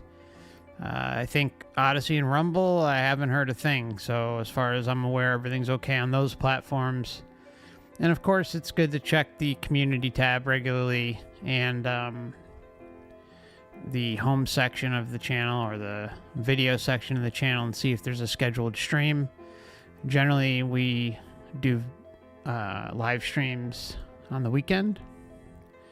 We'll get together either like Friday, Saturday, Sunday, or maybe a combination of one or two of those days. Not sure. Kind of depends.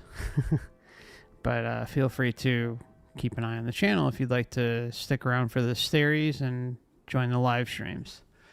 I also have memberships if you're interested in getting some extra content each month. And there's a backlog of videos going back a few years that you can get access to. And again, that's on Odysee and YouTube. Your support is always appreciated but never expected. And if you're looking to contribute a donation to the channel, I have Stripe and Odysee and, of course, Super Chats on YouTube. Stripe takes the least of all the platforms, and Odyssee's second. And then YouTube takes 30%, which is quite a bit. But any support is always appreciated if you're able to. I know we live in tough times, but I don't expect anything. And I'll always stand by and let you guys know that, you know, anything of value relating to this topic will never be behind a paywall. Even though I have memberships and there's that backlog of videos, it goes way beyond that, and it's important that this information get out. So even doing things like sharing a video that maybe you connected with here on the channel, even hitting the like button helps. Commenting really helps a lot. Or perhaps if there's an advertisement that you see pop up, that helps the channel a lot too. So, you know, anything is appreciated, even in the regular ways. Just being able to post up a like or a comment or checking out an ad that you may see while watching the channel. Okay, so all right, we're going to move along into the next segment. Where the hell are we? Oh boy. Did I do that? Oh, no, yeah, we did that. Okay, hold on. I don't want to replay something that we already did. Okay, I'm just going to pop this up really quickly as a placard.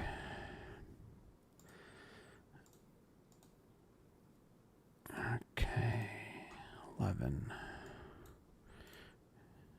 All right. Thank you for your patience, everybody.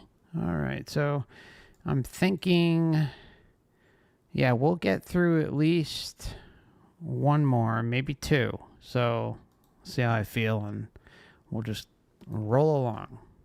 I appreciate. Oh, Tom, before I continue, Tom sent a super chat, says, "What should we do if there is no home to return to after we exit from here?" All right, so yeah, before we move into the next segment, I'll just kind of answer that. Hey, Tom, hope you're doing well, brother. Always good to see you. See, as far as, I don't necessarily think that there is a home that we have. I think we're just eternal beings. Hold on, let me pop this up. I think we're just eternal beings, and we just exist, right? Like, and there are experiences, there are realms to interact with, there are other beings to interact with. The reason why I have a problem with the concept of home to return to is because I think it's a very fine line between what may be possible or maybe what is, and what could be a heavy deception.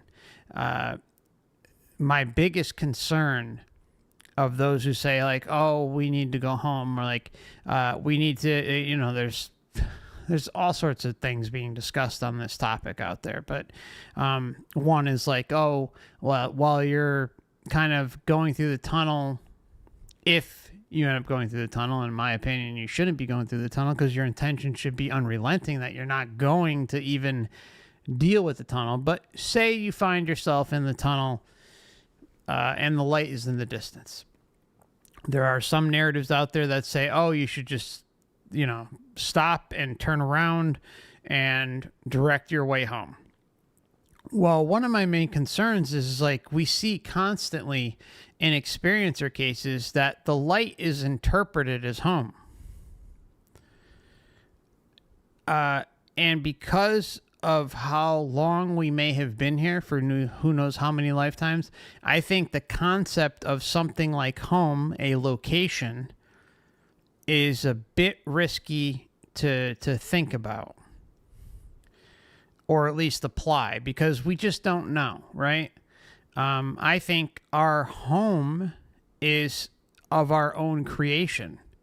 That's kind of what I talk about, where, you know, like we use non-interference, sovereignty, liberation, and the creation of our own realm outside of the entire matrix that is impenetrable. Nothing can interfere, nothing can get to it. It's like our own, you know, it's our own created home. So I feel the whole home narrative is a bit dangerous. I do. I mean, I'm just going to be honest. I think it's a dangerous way to look at this because we just don't know. That's why I like to kind of simplify things down to the very, very basics, where it's like, hey, you know, we don't know. I don't pretend to know. Anyone who makes big claims and thinks that they know, you should be very careful of. And that's why I kind of keep things simple. It's like non-interference, which is shielding, sovereignty, liberation, creating your own realm, impenetrable realm, not allowing anything or anyone to interfere, and just kind of allowing yourself like this created space for you to get familiar with yourself once again.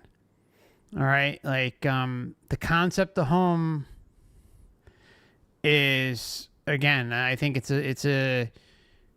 it's not right. Something feels very off about that. Like turning around, and it doesn't even matter what the scenario is, but because of what we see in all these experiencer cases, that the home is literally light. They say that constantly. The home is literally God. It's like we've got to merge with it and this and that.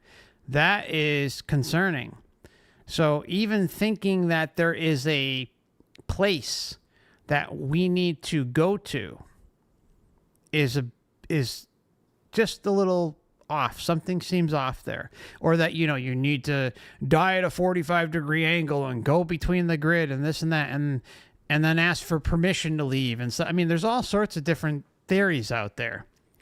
And, you know, the one path I try to push on this channel is a sovereign mindset rooted in non-interference and just your intention. Nothing more, nothing less, and protecting yourself every step of the way. Baking into the cake, so to say, your own self-worth, your own self-preservation. So, yeah, you know, is there something to go home to? Maybe. I don't know. But I do know that we are all creator beings, and we have the ability to will pretty much anything once outside the body. And that should be the biggest comfort for all of us, right? Really, the beauty is that is a fact. We are able to will anything in and out of existence if we desire to.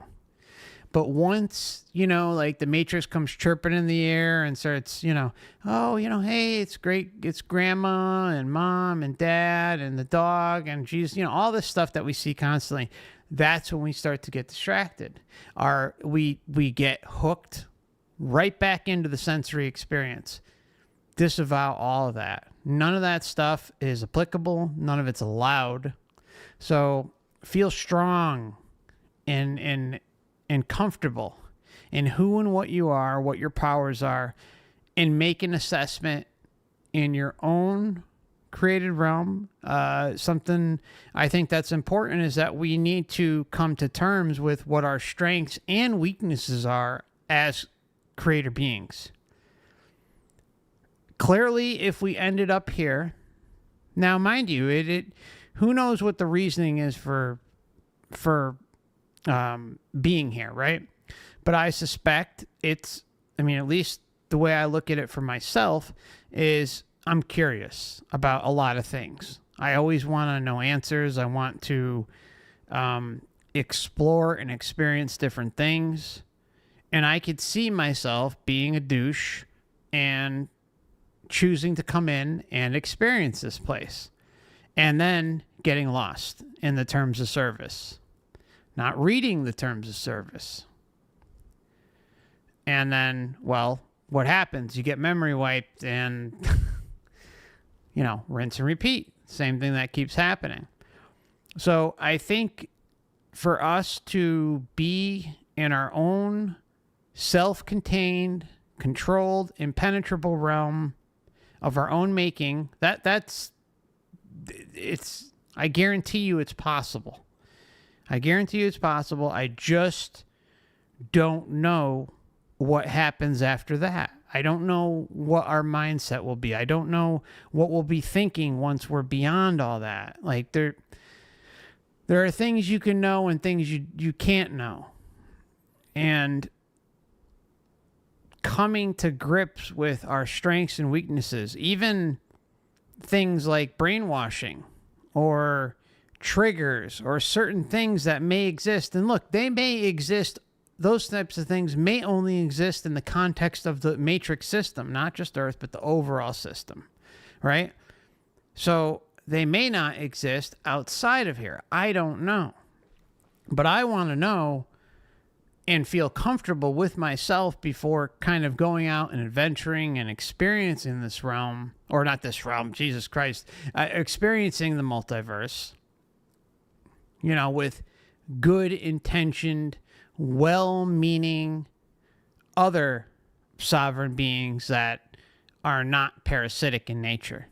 I also think, and this, again, like it's tough to say, but I think even those of us who have kind of come to the conclusion of this shit show and the Matrix in general, I feel that we may meet up with one another at some point. We may meet up with others who have liberated themselves. But like the thought of that in this moment in time is tough to wrap my head around. Like, to me, it's like, no. But that's because of where I am in this moment of time. Like, in the meat suit, in the body, in this matrix, and still kind of coming at things with a limited spectrum of realization, I guess, right? So anyways, I hope that helps a little bit. Don't just be careful with the home thing. That's all I'll say, Tom. Really feel confident in yourself. Ways you can see your intention at work is by going outside the body. That I can promise you. You can see just how much power you do have and how much this matrix system tries to make you feel that you don't have that power when you in fact do. So that's the beauty of being able to go outside the body. Knack, thank you so much for your kind super chat as well. I appreciate you, my friend. You've been so kind. Thank you so much. Okay, so we'll move along. I appreciate all the super chats and members. And let's get on to the next segment. I'll just pop this up as a placard for the next case. 11. Life on the Wing by Rifa Hodgson, Vancouver, Canada. Born in Moscow, she combines deep inner spiritual work with a sense of adventure. Among the many fascinating discoveries revealed during years of Life Between Lives hypnosis regression is the existence of hybrid souls. In Destiny of Souls, Dr. Michael Newton describes hybrid souls as those of mixed incarnation origins who have memories of actually incarnating on alien worlds before they came to Earth. Often gentle, sensitive, and older souls, hybrids can have difficulties adapting to this planet and may have chosen to incarnate on Earth in order to experience a difficult challenge. They can feel isolated, different, and experience problems in creating relationships. The following account is about such a soul. Lindsay had experienced severe health problems during her current life, together with a sometimes painful sensitivity to her environment and the people around her. Through LBL therapy, she gained clarity and understanding. Since her session, she has been able to continue her life with renewed purpose and in considerably increased comfort. Editor's note. Hybrid souls are rather rare in human society, and typically an LBL facilitator might have less than 5% of their yearly caseload who are hybrids, originally from alien worlds. During their first incarnations on Earth after experiencing life on another planet, hybrid souls often have difficulties. But if they can survive these early lives, great contributions to our society may follow. Oh, yeah.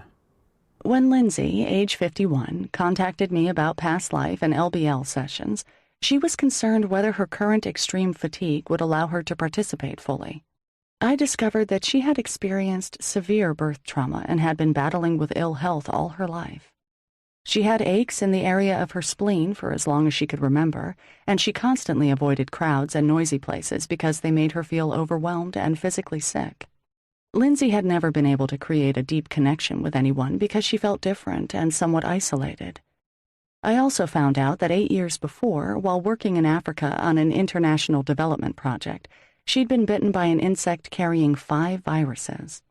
Eventually, the viruses cleared up, but she was left with an exceptionally bad post-viral condition, chronic fatigue syndrome. 8 years later, with the use of conventional and holistic therapies, Lindsay's health had improved considerably. She had also begun to work on herself and others with healing energy, but she was still experiencing stubborn and debilitating insomnia, which proved resistant to both conventional and alternative remedies. During Lindsay's first past life regression session, we explored several lives. None of these was directly related to insomnia, but as she received the lessons of those lives during the hypnotic state, Lindsay found parallels with her current life. She observed, "I hadn't completed things in those lives to my satisfaction. In this current life, there is so much work I have to do, yet I can't do it. I cannot be sick and do the work. My body just can't handle it, transferring all that energy. I am very aware of time, the fact that time is going by. It's been hard to relax and allow the healing process to be completed. It makes me feel sad, somewhat aimless, helpless, and disconnected." I asked Lindsay to go directly to the origins of feeling sad, aimless, helpless, and unable to do the work. She became very emotional and tearful as haltingly she recounted. "I have wings. I am a sort of yellow golden color with wings, gliding, not flapping, gliding, and a tail. Kind of like an insect, very large. It's shaped like a wasp or lizard, but my head is very strange. I came to this planet to do some energy work, and I can't. It's difficult. It's beyond my abilities at this point. It's too hard a task. I try to manipulate the energy, but I can't. I don't have the skills. I am reaching beyond my skill level. I want to do too much, too soon. We are all very eager to transform the planet. We orbit around and work, then we rest. We don't need much sleep yeah, we here." orbit, all right. I asked, "If you take a rest right now, Okay. what happens?" After a long pause, she replied, "It's funny. I just drift, allowing the planet to evolve on its own, and it comes along fine. I don't need to push so hard."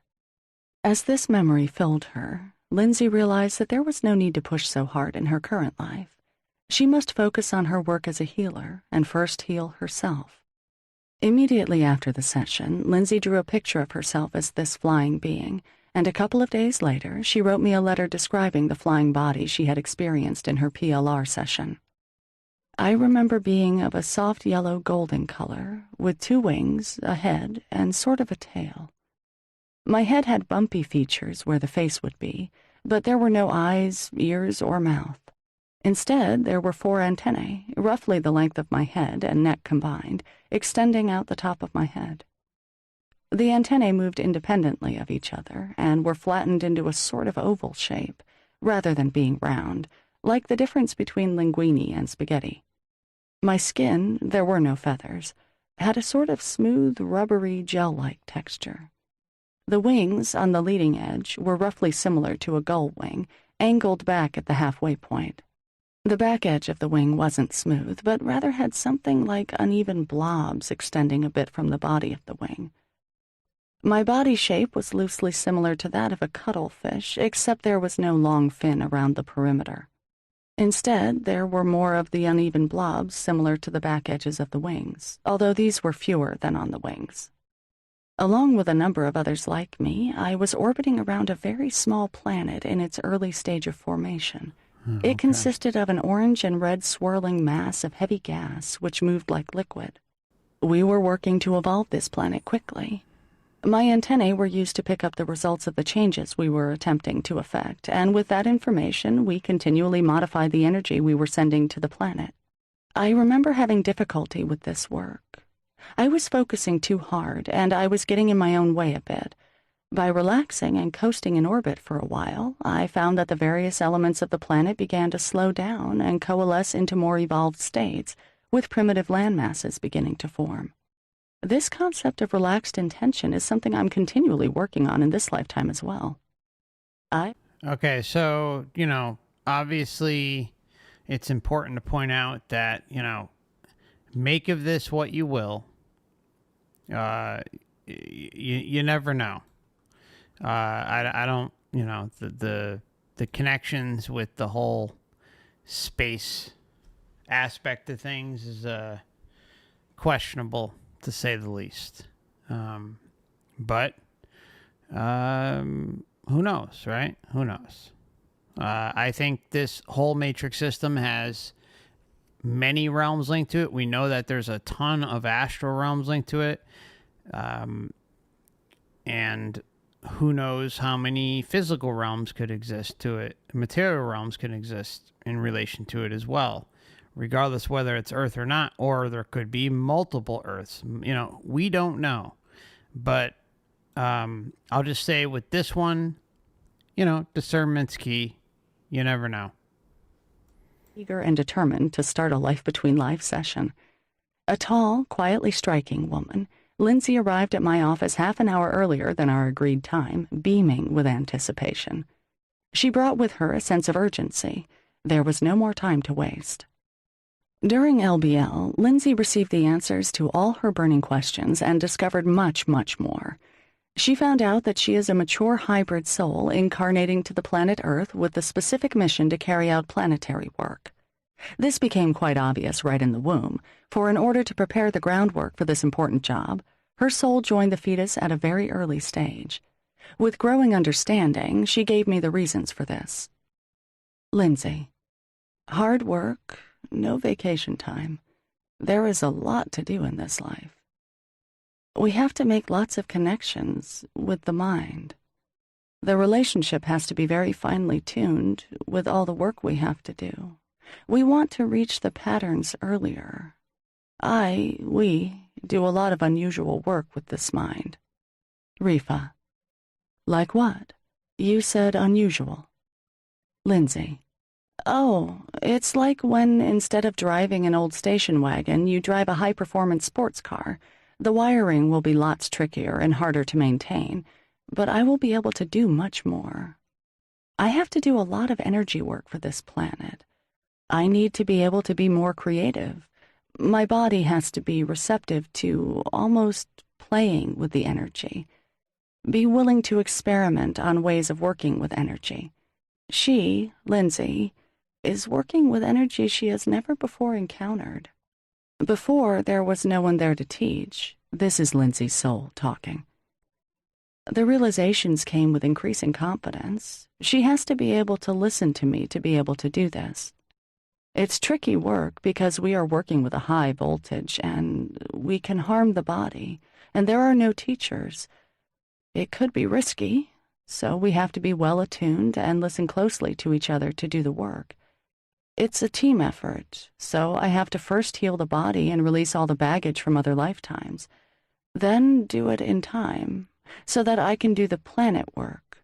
So I have to accomplish one before doing the other. So it's going to be tight. I have waited a long time for this. Rifa, how did your birth trauma contribute to the lesson you need to learn during this life? Why was this birth trauma needed? Lindsay, So it, the body, was compelled to work with energy because it was the only thing that would help heal it, and that will raise the interest level enough to keep working and working with it, so that I could get to do the planet work.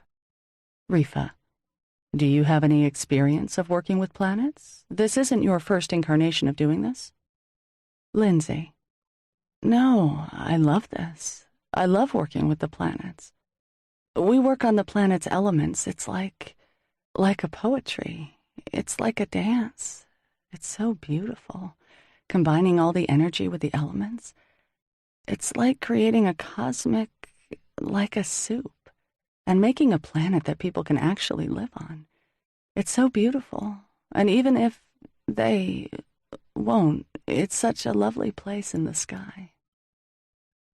Editor's note. Planetary healers involve two major spirit world professions of advanced souls. A. Healers of the environment, or ecological energy specialists. And B. Harmonizer souls, who balance the energy of planetary events and human relationships.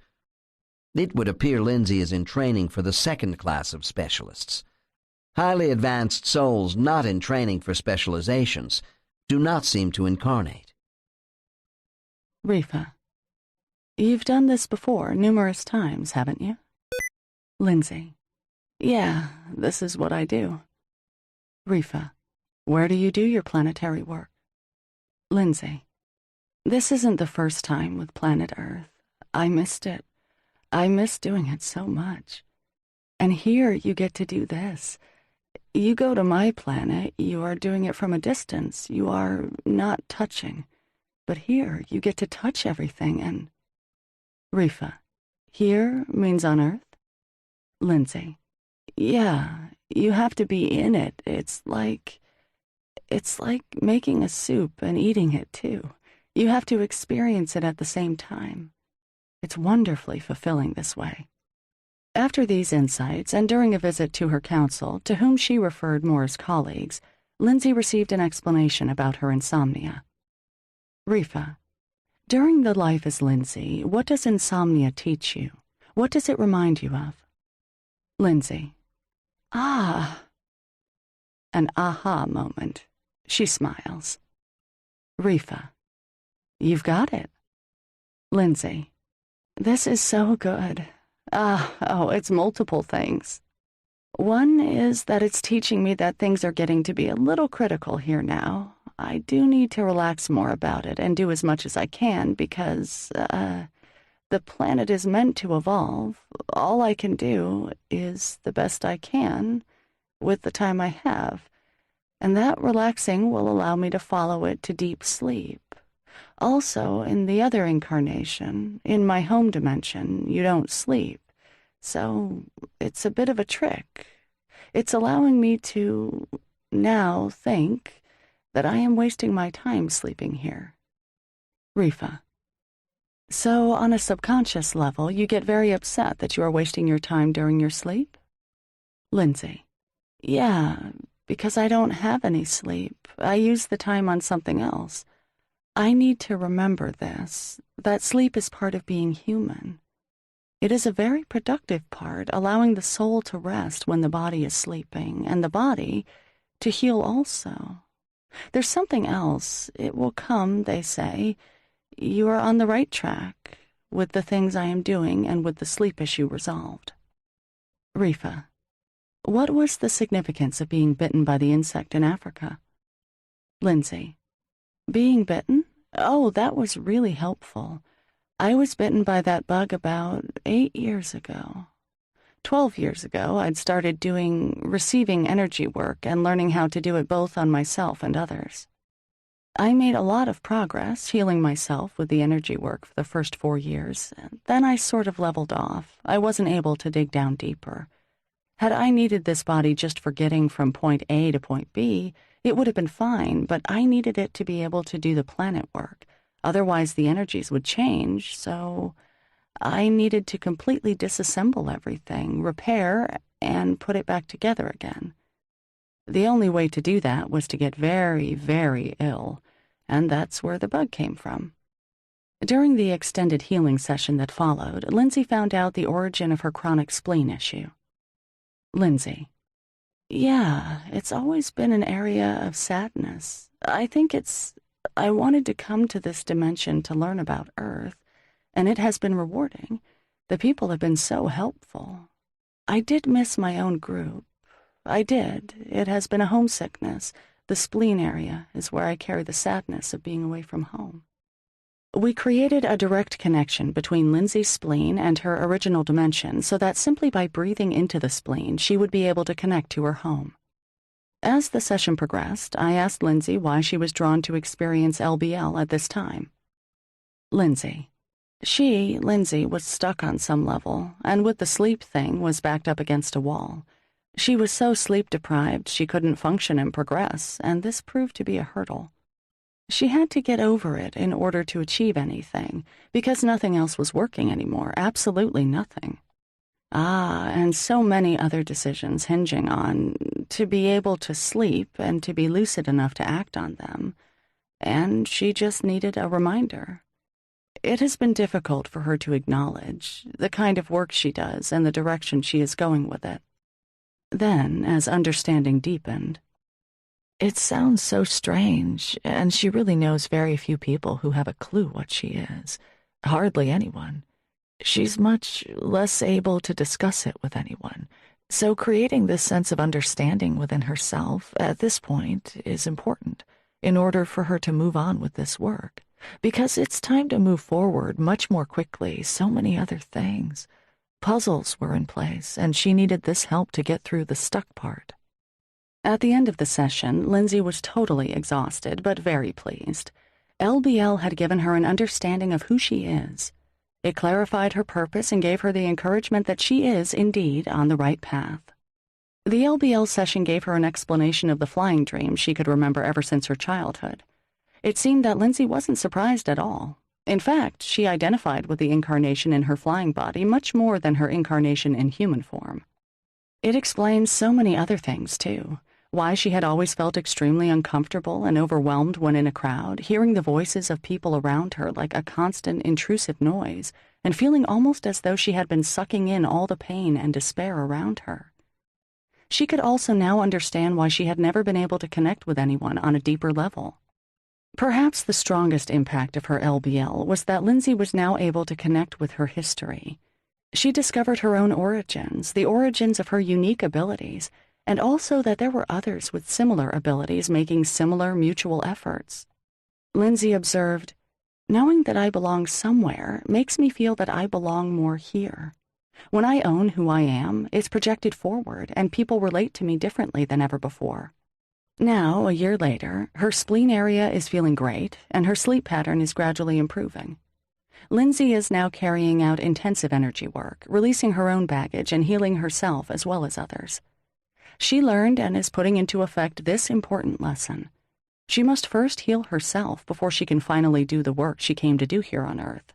This, in her own words, she describes as the planet work. Lindsay told me in session that her counsel said there may be some upcoming change in her personal life. A special man from her home dimension may join her within a year or two. "How would I know that this is the one?" she asked of her counsel. "Oh, it's easy," they said, encouraging her. "He will have the kindest eyes and most beautiful smile, as well as goofy, silly shoes. You will know." While I was writing her story, Lindsay called me to report that a special man had indeed come into her life, just as the council had predicted. Editor's note. In the spirit world, before we enter our new physical bodies for the next incarnation, certain triggers of recognition may be provided to help us connect with significant people who will impact our next life in some way. The fact that Lindsay was advised about a man she would meet by the council is not typical.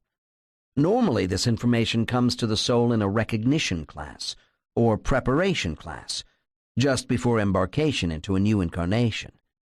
Our personal spirit guide is involved, but often this work is handled by guides, prompters, to reinforce what we might have been told earlier between lives. 12. Small is Beautiful. By Angela Noon, East Grinstead, England. LBL training assistant and editor for the Newton Institute, and registered hypnotherapist.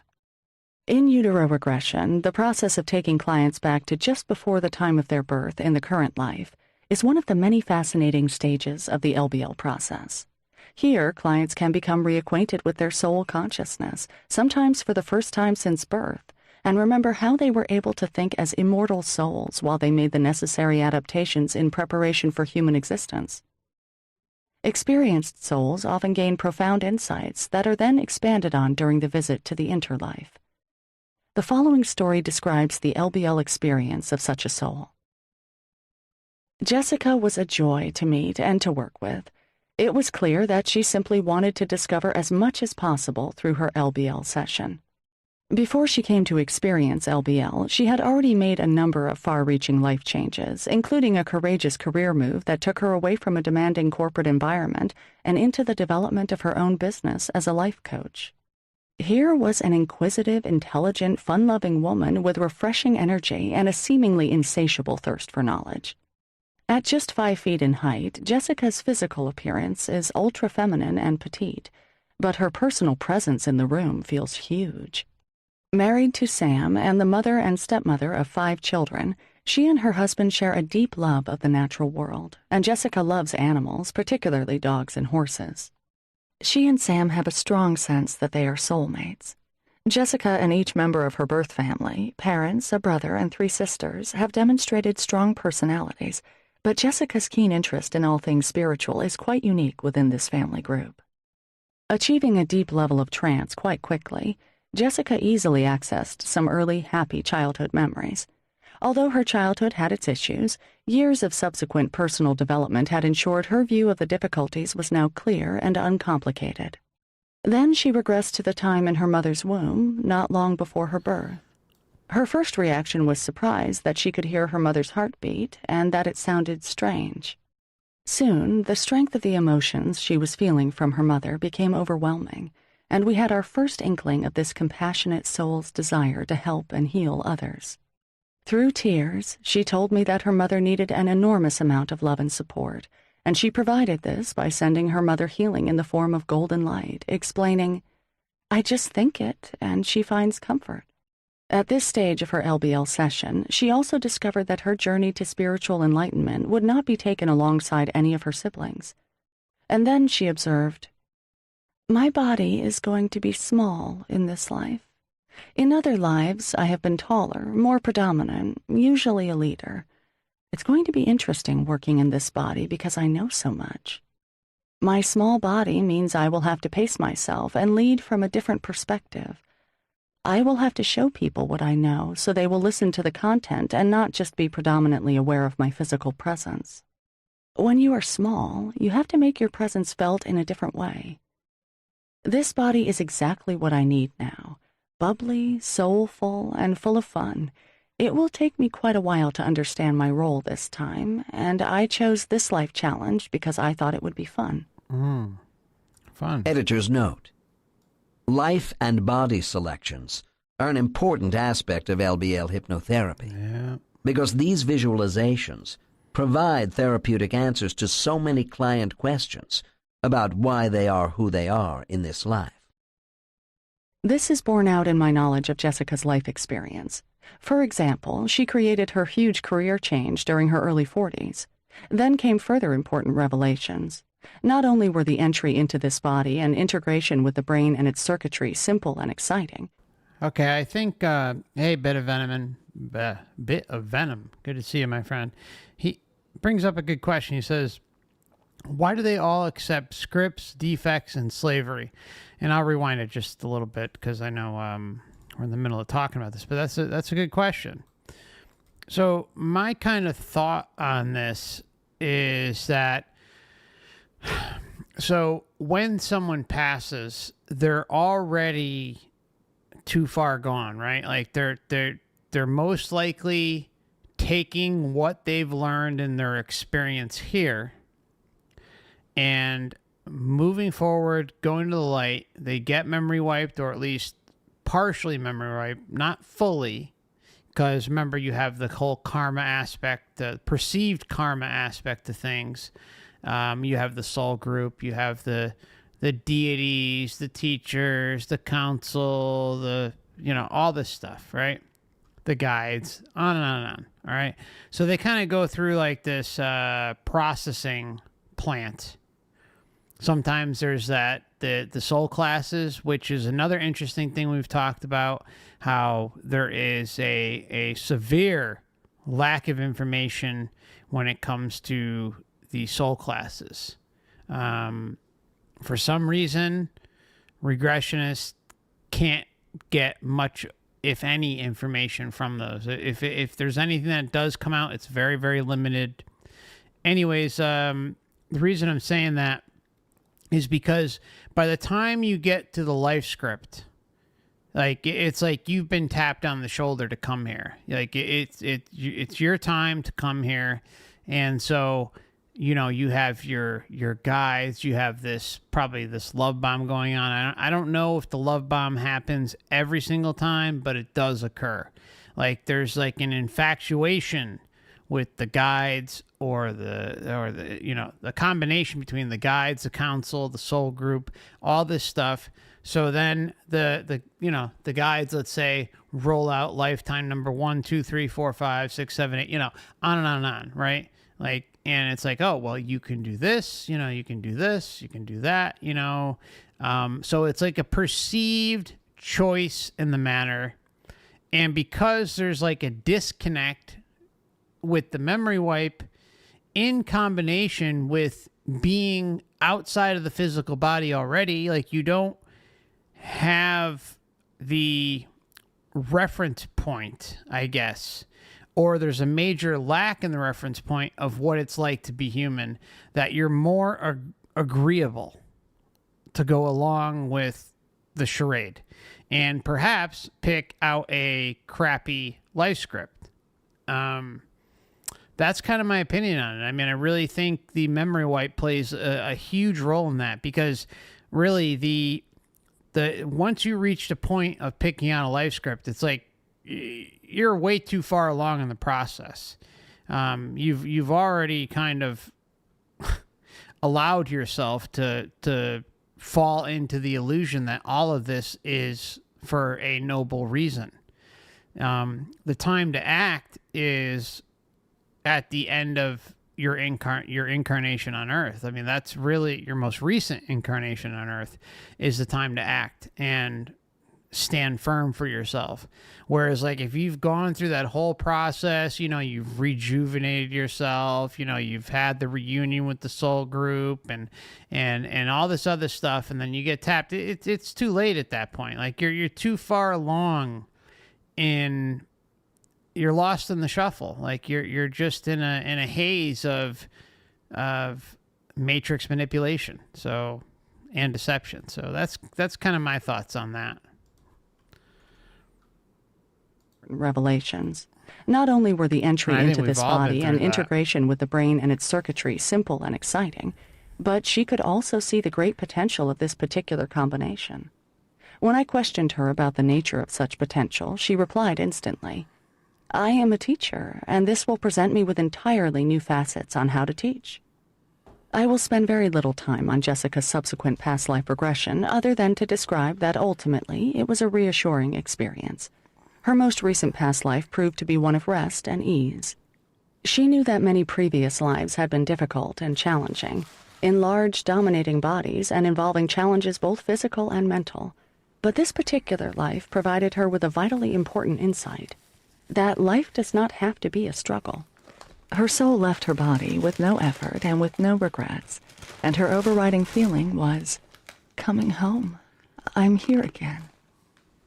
Jessica meets her guide, who she says has appeared in many dreams and repeated incarnations, as Old Father Time. She reports that they have no need to name her soul or his. They just know each other. But for the purpose of this LBL experience, she calls him Time. In her current life as an inquisitive, learning soul, Jessica is a keen reader. It is no exaggeration to write that she devours the written word.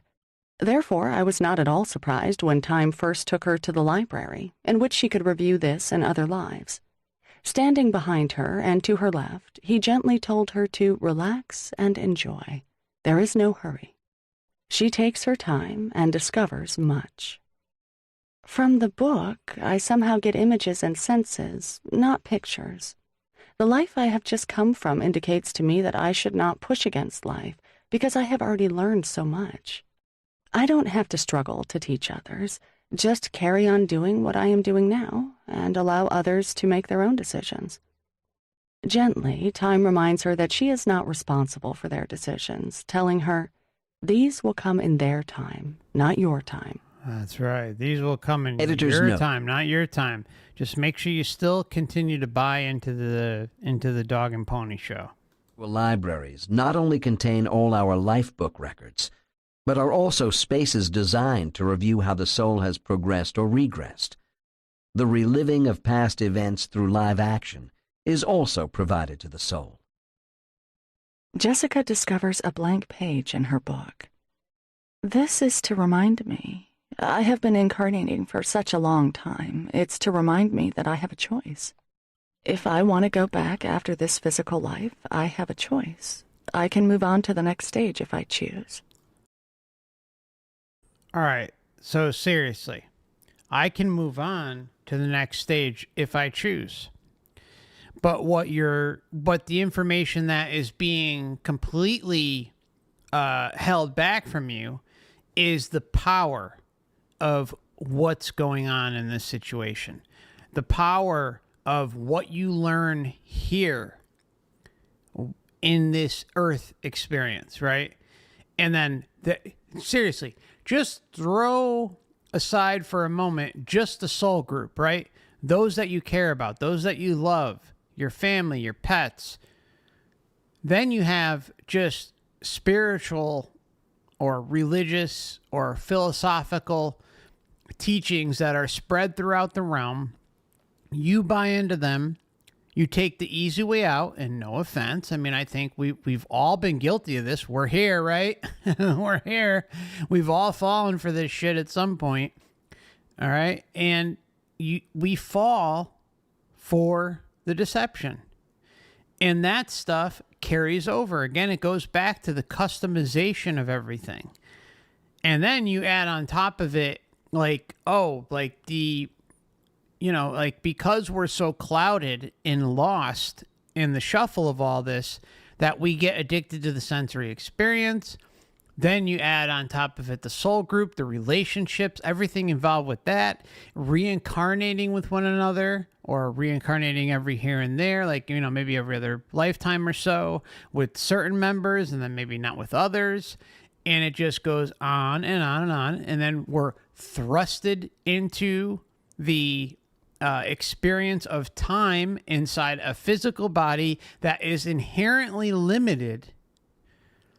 It's very easy to see how we can get lost here. But really, it's what are you going to do, right? I mean, it's up to us as individuals. That's why everything truly is an individual journey. I know, there's a lot of individuals who've commented over the past that don't like that, but that's truly what I think's going on. Sorry, hold on. I truly think this is an individual journey. And even though we can all sit here and be together today and analyze this place, it's up to us and us alone to liberate ourselves. Even though there are many that we care about and want the best for, if they're not receptive and capable of looking at, that what's in front of their face, at least in this lifetime, then it's up to them to figure it out in the next lifetime, or 100 lifetimes from now, or 1,000 lifetimes from now. I know it sucks to look at it from that point of view, but that really is what's going on. And then there's this whole industry of enlightenment here on Earth, which is just pathetic. Enlightenment, you're an indigo child, you're an empath, you're this, you're that. Yeah, I mean, all this stuff. Look, there's nothing wrong with, we all should have compassion and empathy for what's going on. That's part of the human experience. If you lack that, then something's wrong. Now, some of us may have it more than others, but in the grand scheme of things, like, there's this compartmentalization trying to get you to fit into the box of what the Matrix is already presented. It's already ready and waiting for you to just boop, fall right into that box and stay in that box. Don't think for yourself. You stay here. We're going to give you this false sense of security. And then, boom, when you die, okay, well, we got you. Because we're going to customize everything to what you have already thought and felt and perceived to be truth because of what we gave you while you were here. And so we're going to customize everything in your afterlife experience, and we've got you. Everything boils down to attachments, and this is why things like Hinduism and Buddhism have truth. They have truth. They talk about non-attachment. That is truth. I'm not talking about while you're here. Although it's things like you can work on, like on small levels, but I'm not talking about your friends or your family or your pets and this, that. No, I'm talking about non-attachment as a driving force for entering the afterlife, or your true essence life, I should say. You know, your eternal being. Like there are truth bombs everywhere as it relates to this realm and this whole experience, but they're peppered throughout. Like, you're only going to get little bits and pieces as you move along through this experience. And all it's hoping to do is, boom, suck you into the box that it has ready. And if you start creeping out of that box, guess what? There's another box waiting for you that's kind of similar. The box knows that, oh, well, you can be an extension of this other box, so hopefully we'll get you into that one. And it goes on and on and on. It's one deceptive illusion after another. It's giving, the Matrix knows what we intuitively can connect with for various states of mind. That's why it has so many options and so many boxes readily available. That's why things are so spread out, so that you cannot ever, like, you can feel like, oh yeah, this makes sense. This seems legit.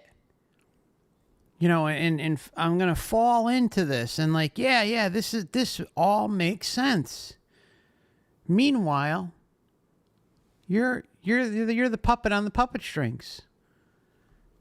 I mean, like, that, this is, like, this place is very well thought out. This whole experience is really impressive. I really hate giving it credit, but it's literally thought of almost everything. And, you know, I think one of the biggest scams going is like, you know, we're all one and this and that and blah, blah, blah. Like the hive mind type of attitude. Now, am I saying that's completely incorrect? No, because I don't know. But what I do know is that it sure feeds right into the system and what it wants me to believe and think is accurate. So, what's another common narrative throughout this whole experience on Earth?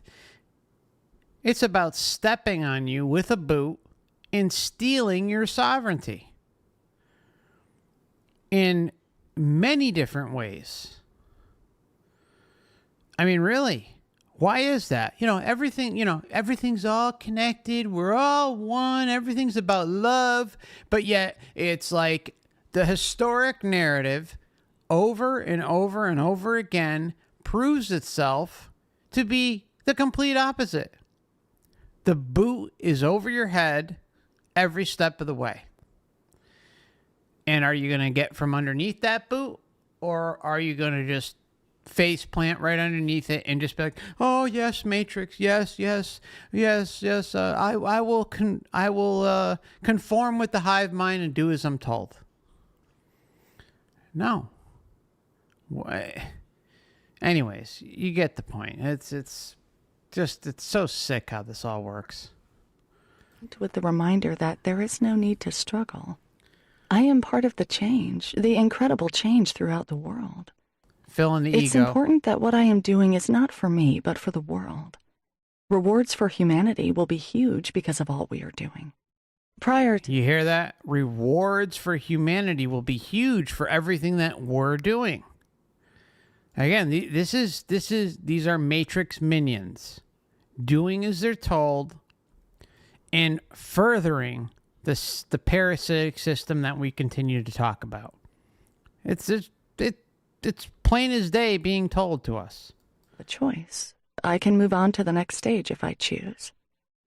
This is somehow linked with the reminder that there is no need to struggle. I am part of the change, the incredible change throughout the world. It's important that what I am doing is not for me, but for the world. Rewards for humanity will be huge because of all we are doing. Prior to this session, Jessica had not read any of the LBL books by Dr. Michael Newton, preferring to wait until afterward to compare her own experience with that of others. Her guide leads her onward, and she describes a vaulted corridor leading to an enormous special room. She recognizes where she is going.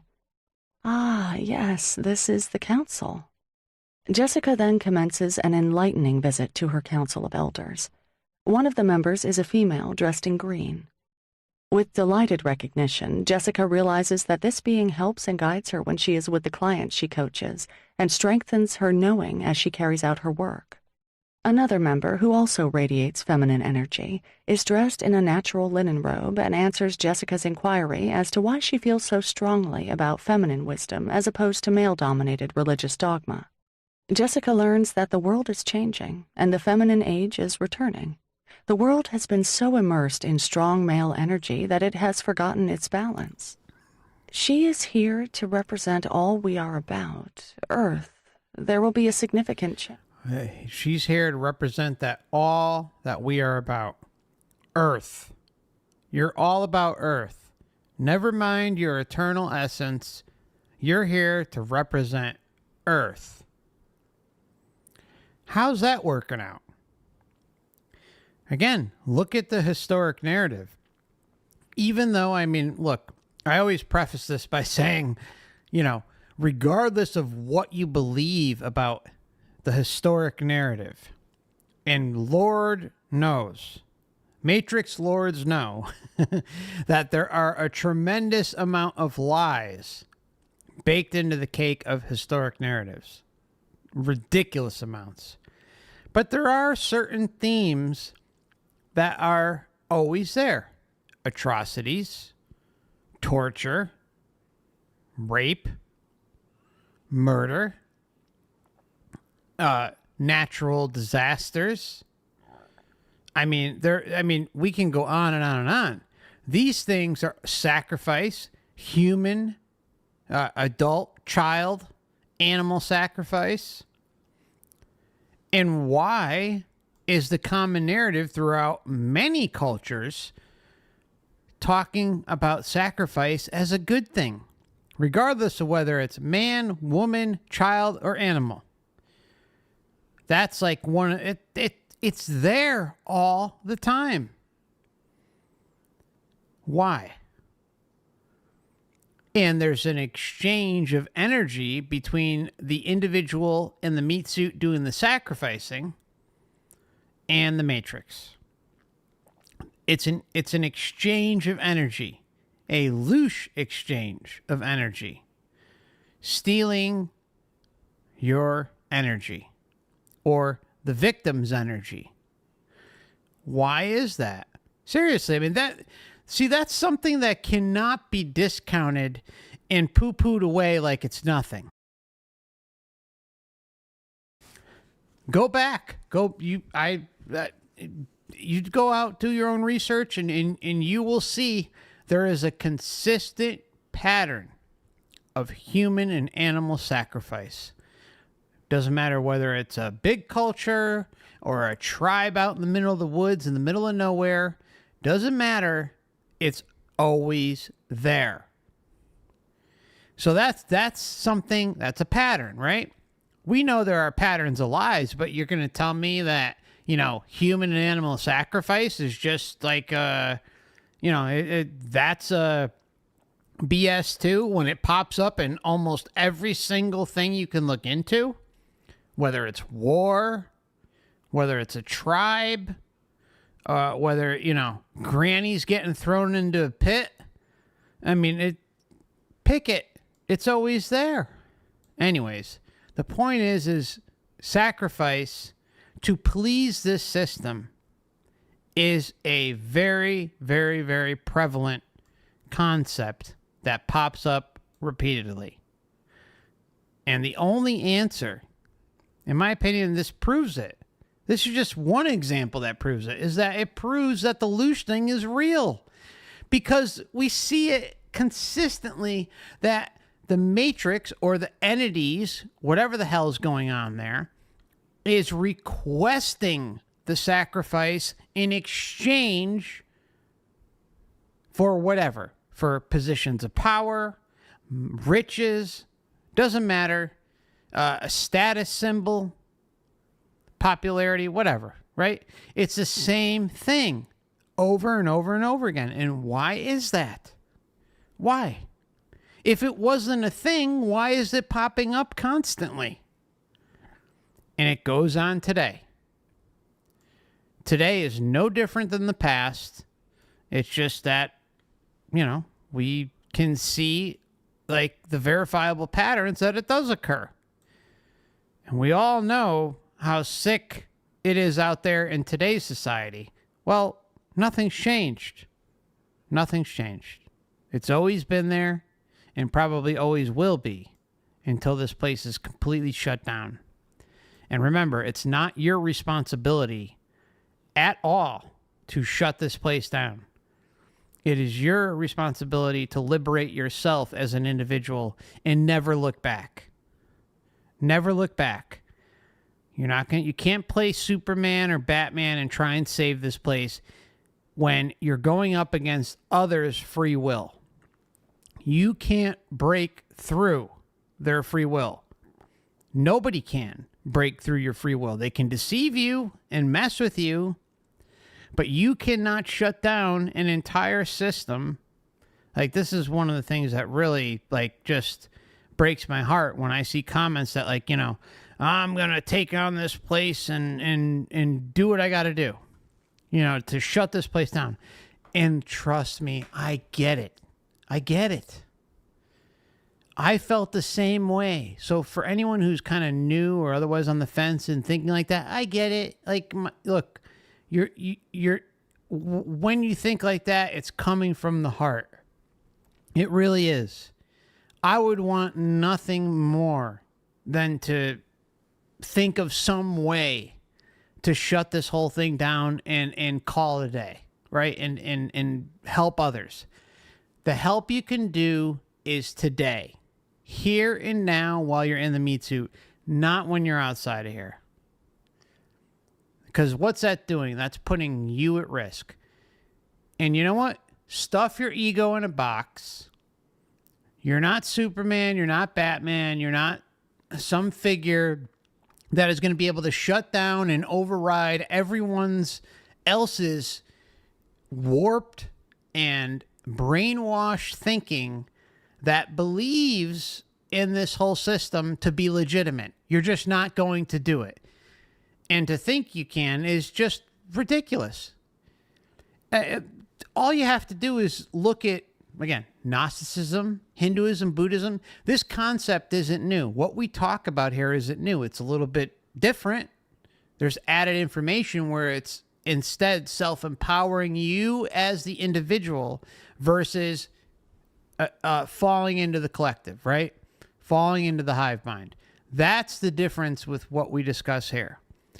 But if you think that you're going to be you're going to be the king or the queen or the liberator of everyone else, you're not. I'm sorry. That's just the way it is. I'm with anyone who has that in their heart because it comes from a very, very good place. I know it does. Because I felt that too. I have. I know I'm repeating myself, but I get it. I get it. But you can't. You can't risk yourself for the collective. Because what's going to happen? What do we see in the data? The data shows that it's going to create and customize an experience where you are Superman, where you are Batman, where you are the Master Liberator. And by that point, it's too late. You've fallen right into the trap that the Matrix is ready and waiting for you for. What good are you then? What good are you then? See the problem with this type of thinking? This is why we are all on an individual path. That's it. I know it sucks. I know it sucks. I just can't think of any other approach to it. But again, I'm just some asshole on a microphone. I don't know, but the one thing I know that we don't see here is the empowerment of the individual. And I think that's a big, big question. I think that this is the biggest problem. Again, it's what we were talking about earlier, the boot stomping on us all the time. I mean, really, soul classes preparing you to come down here. I mean, we've seen past life regressions and in Life Between Lives where individuals are like working in a field. Are you kidding me? Having to answer to something else that is perceived to be some loving, amazing, kind being, or God, or a creator, or whatever, deity, and yet you have Earth. Yet you have the human experience. It's time to wake up and look at this place for what it is. That's all. Just question it. Just question it. Does this make sense? Does that make sense? No, it doesn't make sense. And when you have an overarching narrative from cradle to grave saying, you know, we're all one and everything's about love and, you know, in karma and sinning and all this stuff. Why? Why? Because what it does is it elevates something above you and knocks you down a peg or two or three or four. Like it continues to knock you down and make you feel like you're nothing. One of the most all right, this is the end of it, I promise. But one of the most infuriating things that I look back at as a child, and maybe some of you happen to learn this, or I'm not sorry, learn this, but have this pushed upon you as a child. One of the biggest things I would see, or I'm sorry, one of the biggest things I would hear in science class was like, you know what? You're equivalent to a grain of sand on the beach. That's what you are. You're nothing. Literally, that's what they would say. You're equivalent to a grain of sand on the beach. That is a provable lie. A provable lie. And what is that? It's trying to indoctrinate us into a certain way of thinking, making us feel like we are like, you know, basically shit on a shoe, right? That's what it's saying. Meanwhile, if you get the opportunity to leave your body, you realize, whoa, back up the truck. I am way more than a freaking grain of sand on the damn beach. And then, of course, you learn about social conditioning and brainwashing and the human anatomy and how it's like completely used against us. Anyways, you get the point. I kind of went off on a tangent there. Anyway, it just gets me roaring, man. Roaring. Grain of sand on the beach. There will be a significant change. That's why I feel so strongly. It will be in my lifetime. Her linen robe is to remind me to protect myself using natural things. No artifice, just natural processes. Her message is to remind me that I know the beginning. I recognize balance. After this information-filled visit to her council of elders, Jessica asks to visit her soul group. Here she discovers Sam, her husband in her current life. He is hugging me. It's a relief, and it feels wonderful. We have so much learning together. We are choosing the lives we want. There is no doubt that we'll keep finding each other. In this life, Sam is Jessica's second husband. He's telling me that he knows what he needs to learn, and he's learning it. He's even put on muddy boots to show me that he is down to earth and fully grounded. This is a particular acknowledgement of Jessica and Sam's love of the natural world and of growing natural produce. In their current incarnation together, Sam is helping Jessica to remember she needs to be in the natural world and to be grounded, perhaps to balance her inclination to spend more time in the spiritual plane. Music is a strong shared focus of attention for them both, and at this point, Sam transmits to her a particular song that reminds her of their shared goal. The choice of music is private, so I do not press for its identification. Meanwhile, Jessica has moved on. She discovers that she and Sam are part of a very small group of souls. She tells me, "They are quiet.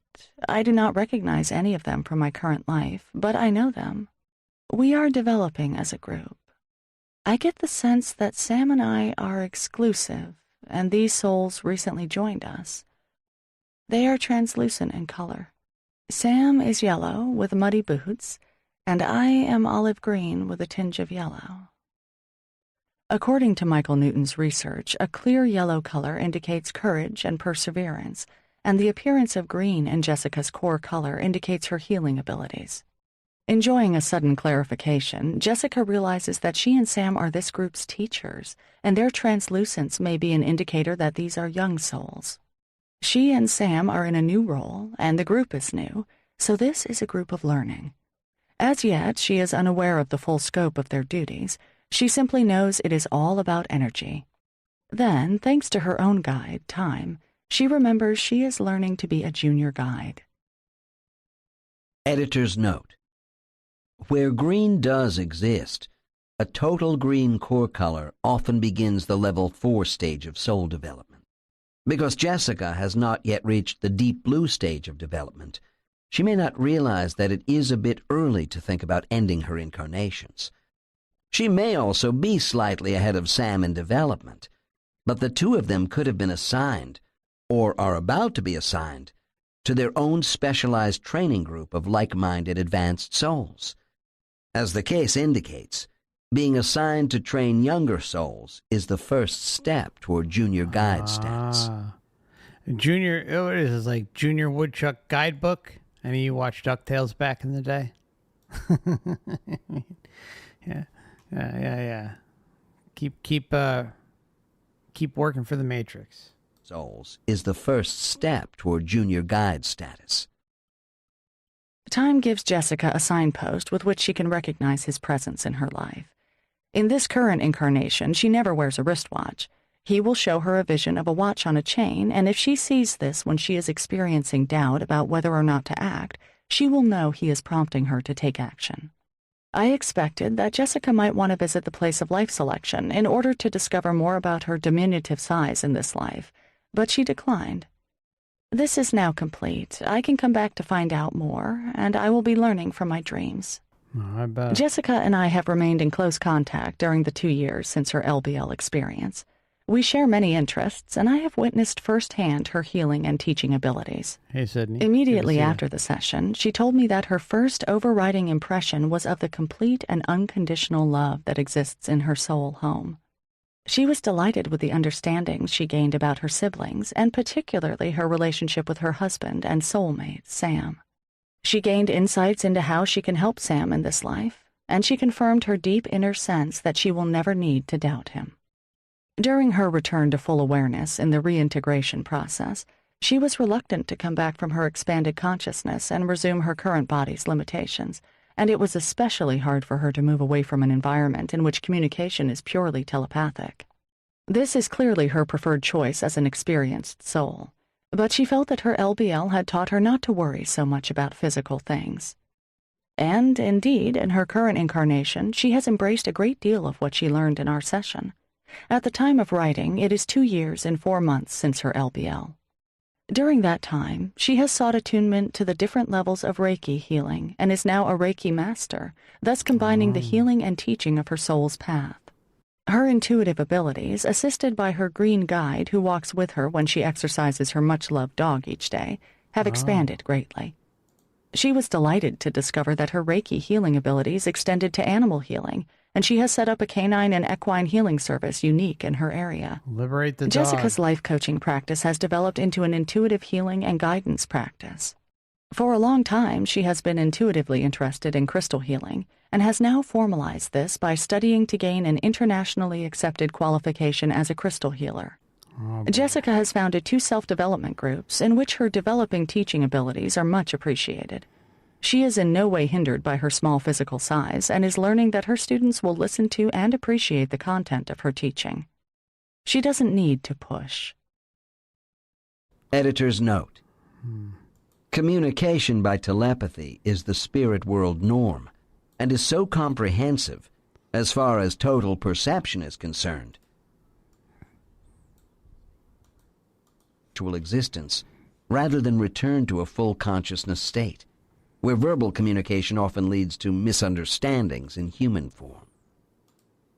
It was indeed a great privilege to work with this enlightened soul, and most importantly, to witness and share her subsequent development.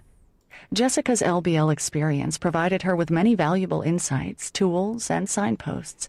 Most important, perhaps, is that she continues to apply these to her daily life.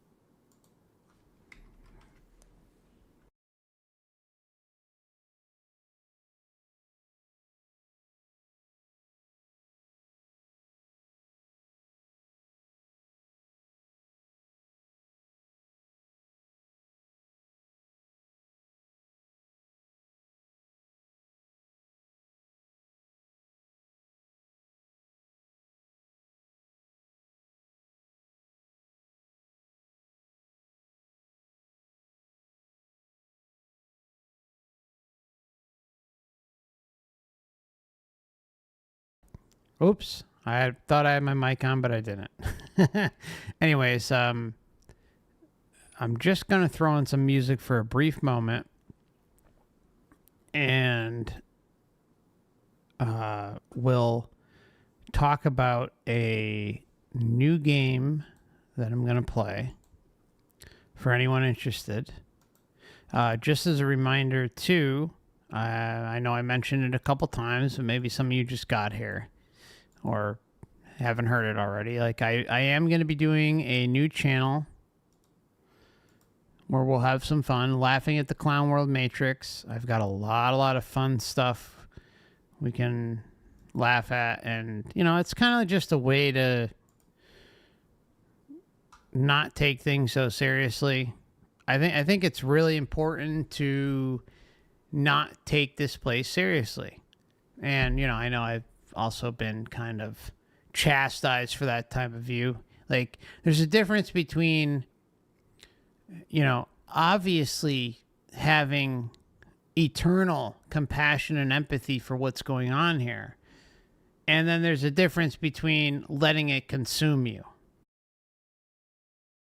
You can't let this place consume you. You just can't.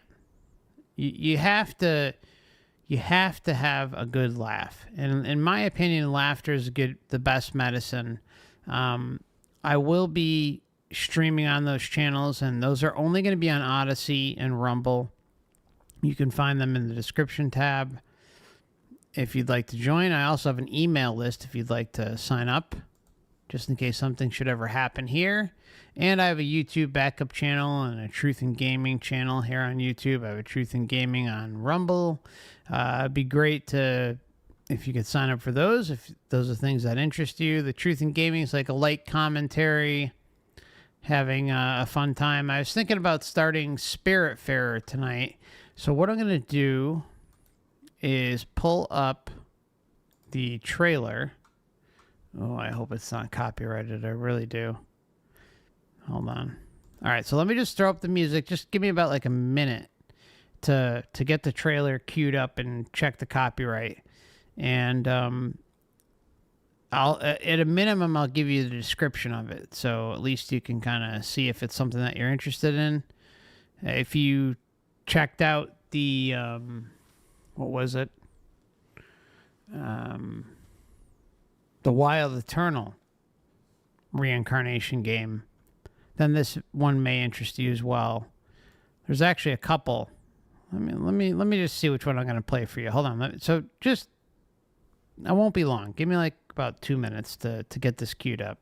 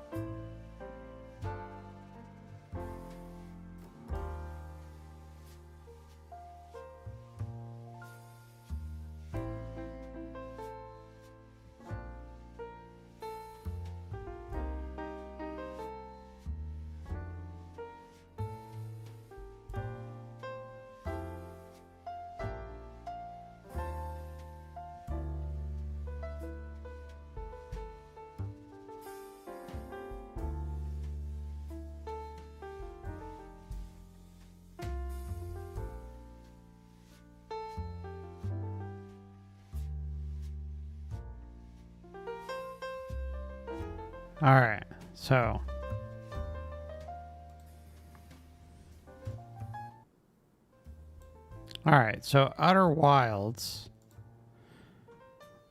I'll just kind of give you a brief breakdown.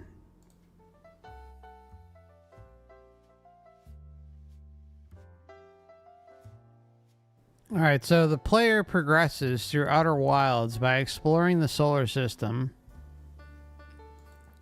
And again, make of that what you will. But what was interesting is, like, if you read reviews, people talk about it being a spiritual experience, and we see exploring the solar system and learning clues to the cause of the time loop.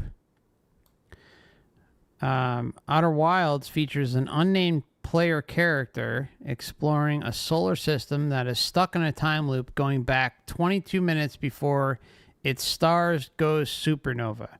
Thus, the player is encouraged to learn while exploring and uncovering secrets of an extinct race known as the Nomai, who previously colonized the solar system hundreds of thousands of years ago.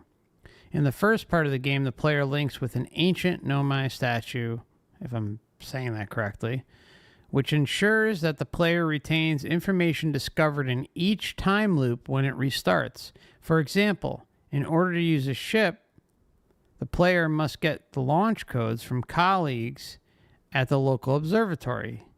These codes and knowledge of them are the same across subsequent loops, allowing the player to immediately launch the ship without first visiting the observatory. Anyways, there's a lot more to kind of talk about with that, but I'll pop up the trailer, and I hope I don't get hit with copyright. So let's just see how things go.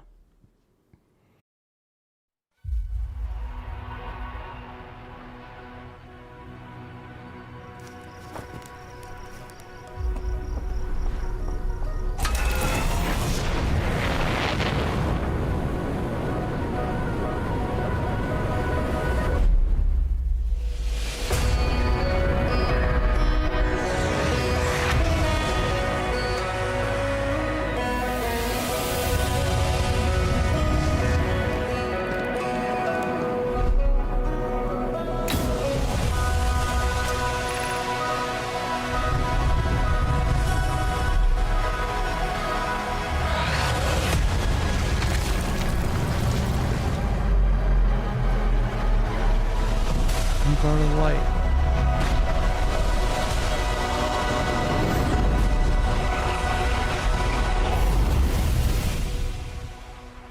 Anyways, that's like a really, really shortened trailer.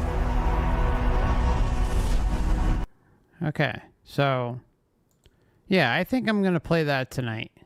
I'd like to introduce a new game, so anyone who's interested, I'm just going to create... Let me just get a link for y'all if you're interested in joining. I know it was a short trailer, but...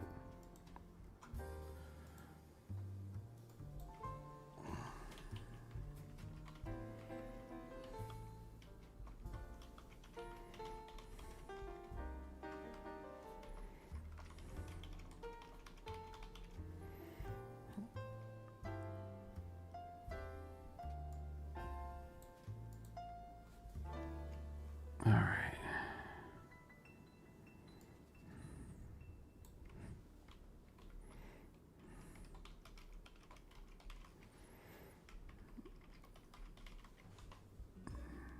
Boop, boop, boop, boop.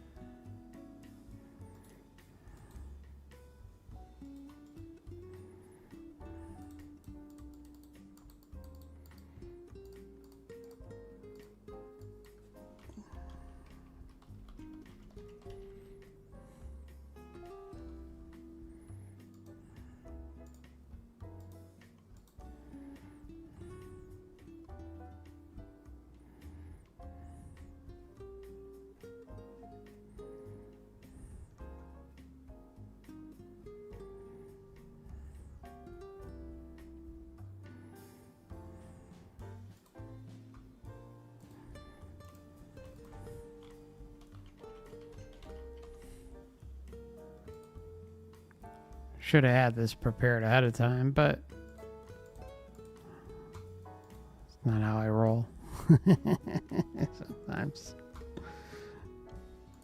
everything's casual, so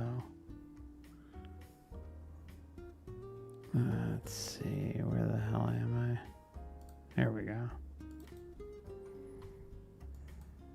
All right, so I have a link for y'all.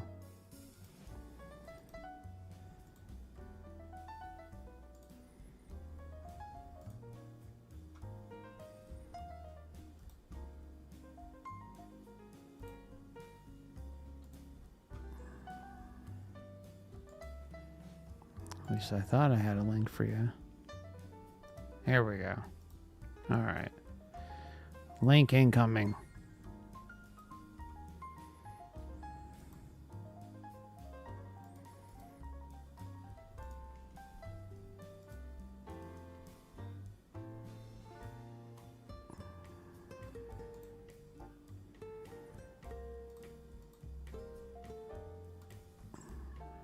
Can't tell you how many people talk about this game being like a spiritual experience. And I know we don't like the space narratives, but still.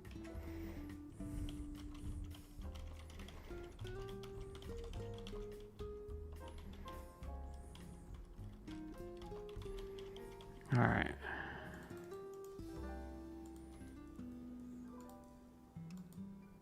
All right, so it's pinned there in YouTube. I'm going to send it on over to...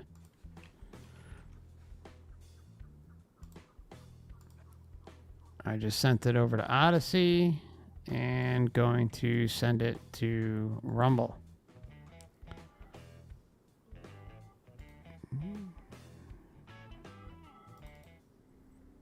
Okay, so I think we're good. Feel free to come join me afterwards if you'd like, my friends. And let's see. So for part 5, before we take off, part 5 will probably air either Wednesday afternoon or Thursday early evening. So keep an eye again on... I'll do a announcement video and also the community tab. So maybe see you then. All right. Thanks for stopping by, and please consider hitting the like button on your way out. Greatly appreciate it. And even doing so on the gaming channel helps a lot. I'm trying to build that channel up a little bit and get it out into the matrix ether. So all right, so I will see you guys over there in about 10 minutes. I'm just gotta adjust some settings. And thanks again for tuning in today. And, you know, remember, non-interference, shielding, sovereignty, liberation, creating your own realm. Nothing less, nothing more. Owe it to yourself. So, all right, much love, my friends. Don't work too hard this week, all right? See you soon.